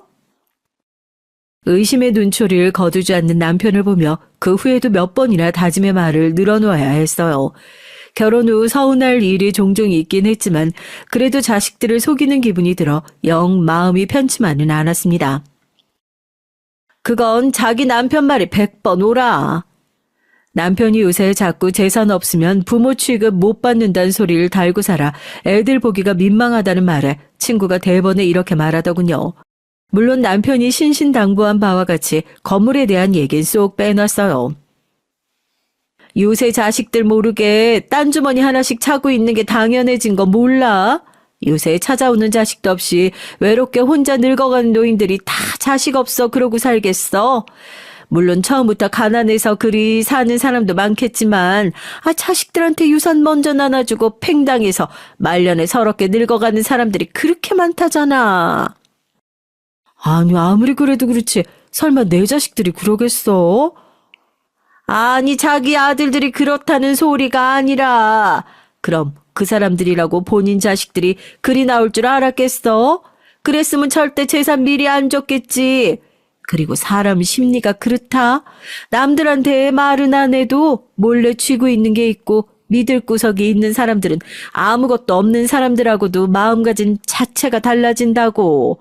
그저 자식들 눈치만 봐야 하는 입장이랑 무슨 일이 생기더라도 내가 가진 게 있는 거랑 같을 수가 있겠냐고. 듣고 보니 그 말도 일리가 있었어요. 아무렴냐 손에 쥔 것 없는 무위푼보다야 뭐라도 가지고 있는 게 낫게 하겠죠. 우리 남편뿐만 아니라 우리 나이대 여자들도 다들 이런 생각을 가지고 사는 시대인가 보다 싶었습니다. 아닌 게 아니라 건물이라고 하기도 민망한 수준이긴 했지만 그래도 나름 생각지도 못한 건물주가 되고 나자 가진 것 하나 없던 가정주부와 마음가짐이 달라지긴 했어요. 막내가 남긴 했지만 그 녀석이야 결혼 안 하겠단 말이 입에 붙은 놈이니까 그렇다 치고 나머지 녀석들 다 장가 보내고 큰일 다 치렀으니 큰돈 들어갈 일이 딱히 없긴 했지만 세상살이가 어디 생각대로만 돌아가나요? 예상치 못하게 갑작스레 돈 들어갈 일이 닥치더라도 남한테 손 벌리지 않고 내 선에서 해결할 수 있다는 생각이 드니까 마음이 든든해졌어요. 이래서 가진 게 좋구나 싶었죠. 늘상 일한다고 바쁘던 남편도 퇴직했겠다. 마음의 여유도 생겼겠다. 이제 좀 남편하고 여행도 다니고 말년의 행복을 누려보자 하던 차에 뜻밖의 비보가 날아들었습니다. 며칠째 소화가 잘 안 된다고 소화제나 사달라는 남편을 억지로 끌고 간 병원에서 듣게 된 건 남편의 위암 발병 소식이었어요. 정기검진에서도 항상 건강했고 워낙 강골이었던 남편이 암에 걸렸다는 말은 청천벽력과도 같았습니다. 게다가 예후가 썩 좋지 않았어요. 작년까지만 해도 깨끗하던 위에 생긴 종양은 크기도 제법 컸고 병의 진행 속도도 빠른 편이라고 했습니다. 온 가족이 남편의 위암 발병 소식에 기함을 했지만 정작 남편의 반응은 차분했어요. 이 나이 먹도록 그간 아픈 것 없이 살아온 게 복이었지. 이미 암으로 떠난 친구들도 제법 되고 그리 소란 떨 일은 아니다. 어떻게 제 병인데도 일이 차갑게구나 싶어 원망스러운 마음이 불쑥 들었습니다. 평생 일만 하며 살다 이제야 사는 재미 좀 느끼겠구나 싶었는데 투병으로 고통받을 남편을 생각하면 걱정이 돼서 잠을 이룰 수가 없었어요. 차라리 진행이 빠른 것도 내 복이지 싶어. 나이 먹어 암 걸리면 10년씩도 살고 그런다는데 그렇게 오래 고생하는 것도 나도 그렇지만 당신한테도 못할 짓이야. 아, 정말 왜 그렇게 서운한 소리만 한대? 결국 눈물이 터져버린 제 어깨를 토닥이며 남편이 말했어요. 미안해. 내가 말주변이 없어 이렇게밖에 말을 못하네. 당신 서운하라고 하는 소리 아니야. 평생 고생시켰는데 아파서까지 당신 고생시키기 싫어 그래. 나도 고생하기 싫고 그래도 애들 다 키워놨고 나 가도 당신 생활하기 어렵지 않을 기반은 만들어놨으니 마음은 편안해. 정작 본인은 그렇게 말했지만 전 남편 인생이 가여워 마음이 미어지는 것 같았습니다. 긴 투병 생활을 원치 않았던 남편의 바람은 결국 이루어졌어요. 남편은 암 진단을 받은 지 채 3개월을 버티지 못하고 그렇게 갑작스럽게 제 곁을 떠나게 됐습니다. 전 한동안 좀처럼 기운을 차리지 못했어요. 저러다 제 어미까지 잘못될까 싶었는지 따로 나가 자취를 하던 막내 녀석이 당분간 본가에 들어와 출퇴근하기 시작했습니다. 큰아들과 둘째 아들도 종종 연락을 해오긴 했지만 며느리들과 연락하는 일은 좀처럼 없었어요. 남편이 떠나기 전 퇴직하던 날 막내에게 통장을 건넨 이래로 그때까지 며느리들과는 영 서먹해져 버렸습니다. 다른 집 귀한 딸들이 내 자식처럼 될 수는 없는 거겠죠. 그쯤 되니 그냥 그렇게 자연스럽게 받아들여지더군요. 삼형제 중 가장 장난기가 많은 막내 녀석이 지 어미 웃는 모습 한번 보겠다고 옆에서 열심히 재롱 떨어준 덕에 전 조금씩 기운을 되찾기 시작했어요. 막내에게서 제가 기운을 좀 차렸단 소리를 들었는지 두 아들 내외가 간만에 저희 집을 찾아왔습니다. 어머님, 아버님 그렇게 갑작스럽게 떠나시고 많이 적적하시죠? 이제 저희가 어머님 모실게요. 저희 집으로 들어오세요. 네? 아니, 형님, 저희한테 상의도 없이 그러시면 안 되죠. 어머님, 저희 집엔 형우도 있잖아요. 이제 갓난아기 때처럼 손갈 때도 아니고 손자 재롱 보시면 헛헛한 마음도 달래실 수 있을 거예요. 저희 집으로 오세요, 어머님. 막내 혼자 제 기운을 차려보겠다고 용을 쓰는 동안 한 번을 찾아오지 않던 며느리들이 갑자기 없던 효심이 샘솟아 이러겠습니까? 대번에 이 집이 목적이라는 걸 눈치챌 수 있었습니다. 전 단칼에 며느리들 말을 잘라 먹었어요. 추워도 그럴 마음 없다. 나 이제 이 집에서 혼자 살다 죽으련다. 이제 기운도 차릴 만큼 차렸고 막내 너도 그만 네 집으로 돌아가. 부모 자식 간이라도 결국은 각자 인생을 각자 사는 거야. 너희 손 빌릴 일도 없고 내가 죽기 전에 이 집 처분한 일도 없으니까 여러 소리 말어. 그 말을 끝으로 자리를 털고 일어났어요. 꼭 생전 제 아비처럼 구는 저를 보며 두 아들 내외가 더 말을 붙이질 못하더군요. 혹여 제 심기가 상했을까 걱정이 됐는지 막내 녀석이 슬그머니 제 뒤를 따라 들어왔습니다. 형수들이 또 괜한 소리를 다 하네. 엄마, 너무 마음 쓰지 마세요. 네 엄마 이제 이 정도로는 아무렇지도 않다. 아까 괜한 말 한 거 아니니까 아유 너도 이제 그만 돌아가. 여기서 출퇴근하기 가까운 거리도 아니고 네 덕에 엄마가 이만치 기운 차렸다. 고맙다. 엄마 밥 좀 더 얻어먹겠다며 속보이는 소리를 하던 막내 녀석은 결국 얼마 남지 않은 제 생일까지만 머무르다 돌아가겠노라 약속을 했습니다. 남편 없이 처음으로 맞게 될 생일이었으니 녀석 마음이 더 쓰였나 봐요. 딱히 생일을 챙기고픈 마음이 들지 않았지만 이렇게라도 해서 막내 녀석 마음의 짐이 좀 덜어진다면 그것 또한 나쁠 게 없다는 생각이 들었죠. 엄마, 오늘 진짜 맛있는 거 먹어요. 형들이랑 형수님들 같이 저녁 먹기로 했어. 우리 오늘 엄마 좋아하는 대게 먹자, 대게. 제 기분을 좋게 해주려 짐짓 더 호들갑을 떠는 막내가 만든 저녁자리임이 틀림없었습니다. 간만에 저도 기분 전환을 하고 싶은 마음이 들어서 녀석을 데리고 대낮부터 외출을 했죠. 백화점에서 쇼핑도 하고 오랜만에 영화도 한 편 봤고요. 간만에 외출이다 보니 금세 다리가 아파왔습니다. 예, 엄마 다리 아프다. 아유, 예약한 식당 먼저 가서 앉아서 기다리자. 아직 시간 좀 이르긴 한데. 그럼 그래요, 가요. 약속 장소인 식당에 들어갔더니 룸을 예약해뒀더라고요. 직원의 안내를 받아갔더니 룸 안에서 두런두런 말소리가 들리는 것이 아이들이 먼저 도착한 모양이었습니다. 생각보다 빨리 들어왔나 보다 문을 열려는 찰나 큰며느리의 말이 귀에 확 꽂혔어요. 노인네 끝까지 재산 지고 안 놓으려는 것 좀 봐. 그 노인네가 누구인진 굳이 제가 설명할 필요 없겠죠. 옆에 있던 막내 얼굴이 사색이 됐어요. 이내 작은 며느리가 맞장구를 치더군요. 그러니까요, 형님. 죽을 때 재산 싸들고 갈 것도 아닌데 무슨 고집을 그렇게 부리시는지. 이내 화가 나서 얼굴이 시뻘개진 막내가 문을 열려고 했지만 제가 막았어요. 그리고는 말없이 통화 버튼을 눌렀죠. 재산이라고 뭐 대단하게 있는 것 같으면 생색내는 게 이해라도 가지. 가진 거라고 꼴랑 당신 사는 집 한 채뿐이면서 유세도 아주 그런 유세가 없어. 아우 진짜 당장 형님이 투자하라고 한 데서 원금 회수도 못하게 생겼는데 진짜 어떡해요. 그 집 팔아서 얼른 메꿔야 되는데. 그래서 말인데 어머님 요양원 보내버리자 동서. 순간 온몸에 피가 거꾸로 솟는 것 같았습니다.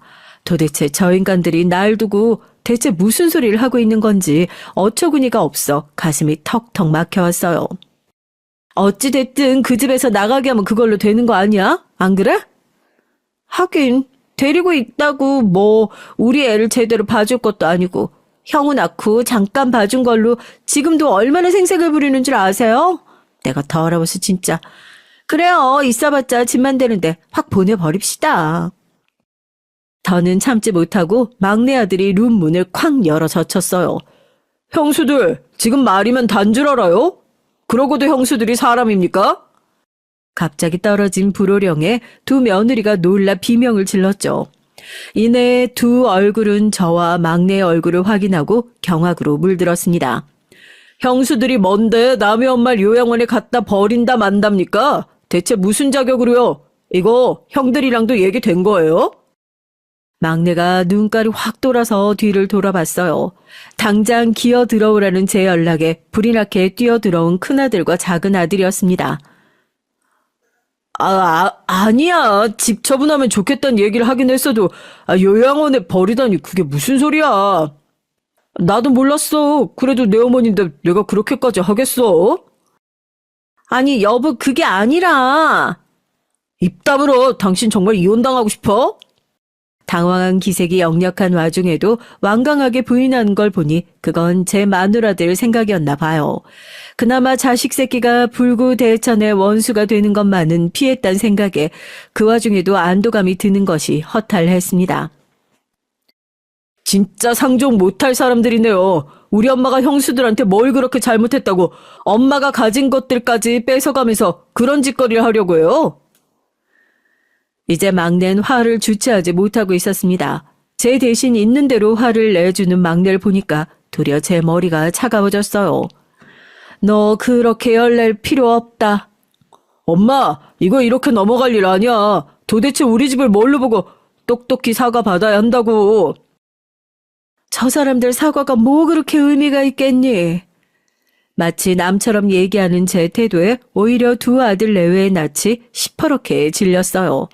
네, 이 꼴을 당하고서야 비로소 저들을 남처럼 대할 수 있겠더라고요.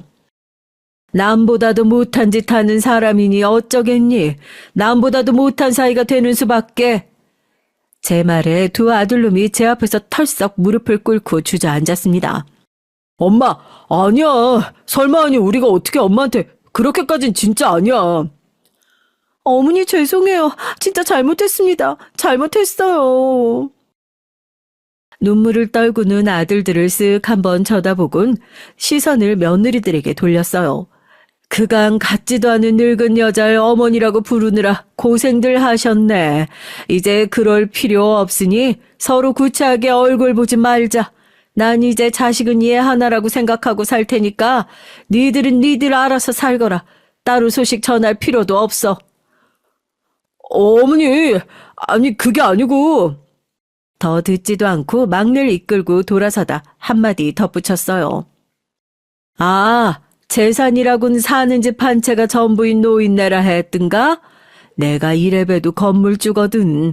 헤어지는 마당에 굳이 알릴 필요는 없다만 뭐 어차피 너희들이랑은 상관없는 재산이니 내가 쓸데없는 소리를 했구나.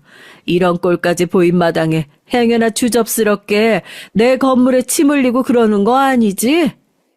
일부러 저것들 속을 뒤집으라고 한 얘기니 그 말에 속이 뒤집히는 꼴을 가소롭게 한 번 더 눈에 담곤 식당을 나왔습니다. 엄마 괜찮아? 제 눈치를 보며 쩔쩔매는 막내에게 다짜고짜 물었죠. 너 휴가 언제니? 어?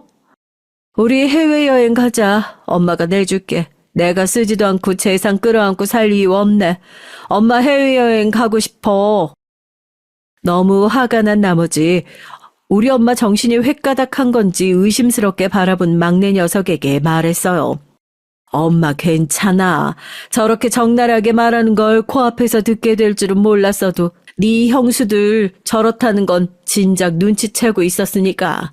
그래도 우리 집에 들어왔으니 그저 내 자식이다 하고 품어야지 미련 떨던 걸 이제야 떨쳐낸 것뿐이다. 엄마 이제 더 구질구질하게 안 살고 먹고 싶은 거 다 먹고 가고 싶은 데 다 가보고 하고 싶은 거 다 하면서 가진 거 펑펑 다 쓰고 죽을란다. 내 남편이 그러라고 남겨준 재산인데 뭘? 제가 호기롭게 소리치니 걱정스럽던 막내 얼굴에도 기운이 돌아왔어요. 그래 하자. 까짓 거 못할 거 뭐 있어? 엄마 하고 싶은 거 다 하고 살아. 그리해서 전 평생 주부로 살며 한 푼도 아껴보겠다며 아등바등 살던 삶을 그제야 졸업하게 됐어요. 지금은 아끼지 않고 그때그때 하고 싶은 거 하나씩 해보면서 그간 몰랐던 사는 재미를 깨우치고 있습니다. 세상에 재미난 게 이리 많을 줄은 예전엔 미처 몰랐어요. 과연 돈이 좋긴 좋구나 싶어요. 그 후로 며느리들 연락은 일절 받지 않고 있습니다. 막내가 형들이 형수를 아주 쥐잡듯 숨도 못 쉬게 들볶고 산단 소리를 넌지시 전할 때도 아들들이 찾아와선 저들이 죽일 놈들이라며 땅을 치며 제게 석고대죄를 할 때도 뭐 이제 그러려니 싶었어요. 사과는 사과고 제 인생 각자 사는 거라는 제 마음엔 변함이 없으니까요. 저런 철을 고른 것도 결국엔 제 놈들 선택이니 제 놈들 인생은 각자 알아서 헤쳐나갈 일이죠. 제가 이리 저 하고 싶은 대로 양껏 쓰며 지낸다는 걸 며느리들 성질에 어떻게든 전해들을 겁니다. 제 것도 아닌 걸 빼앗긴 심정으로 제 속을 지옥으로 만들 것 또한 그들의 일일 뿐이죠. 자식들에게 평생을 바친 저지만 이 나이 먹어서야 자식보다 내 행복이 제일이라는 걸 깨달으며 살아가는 하루하루입니다.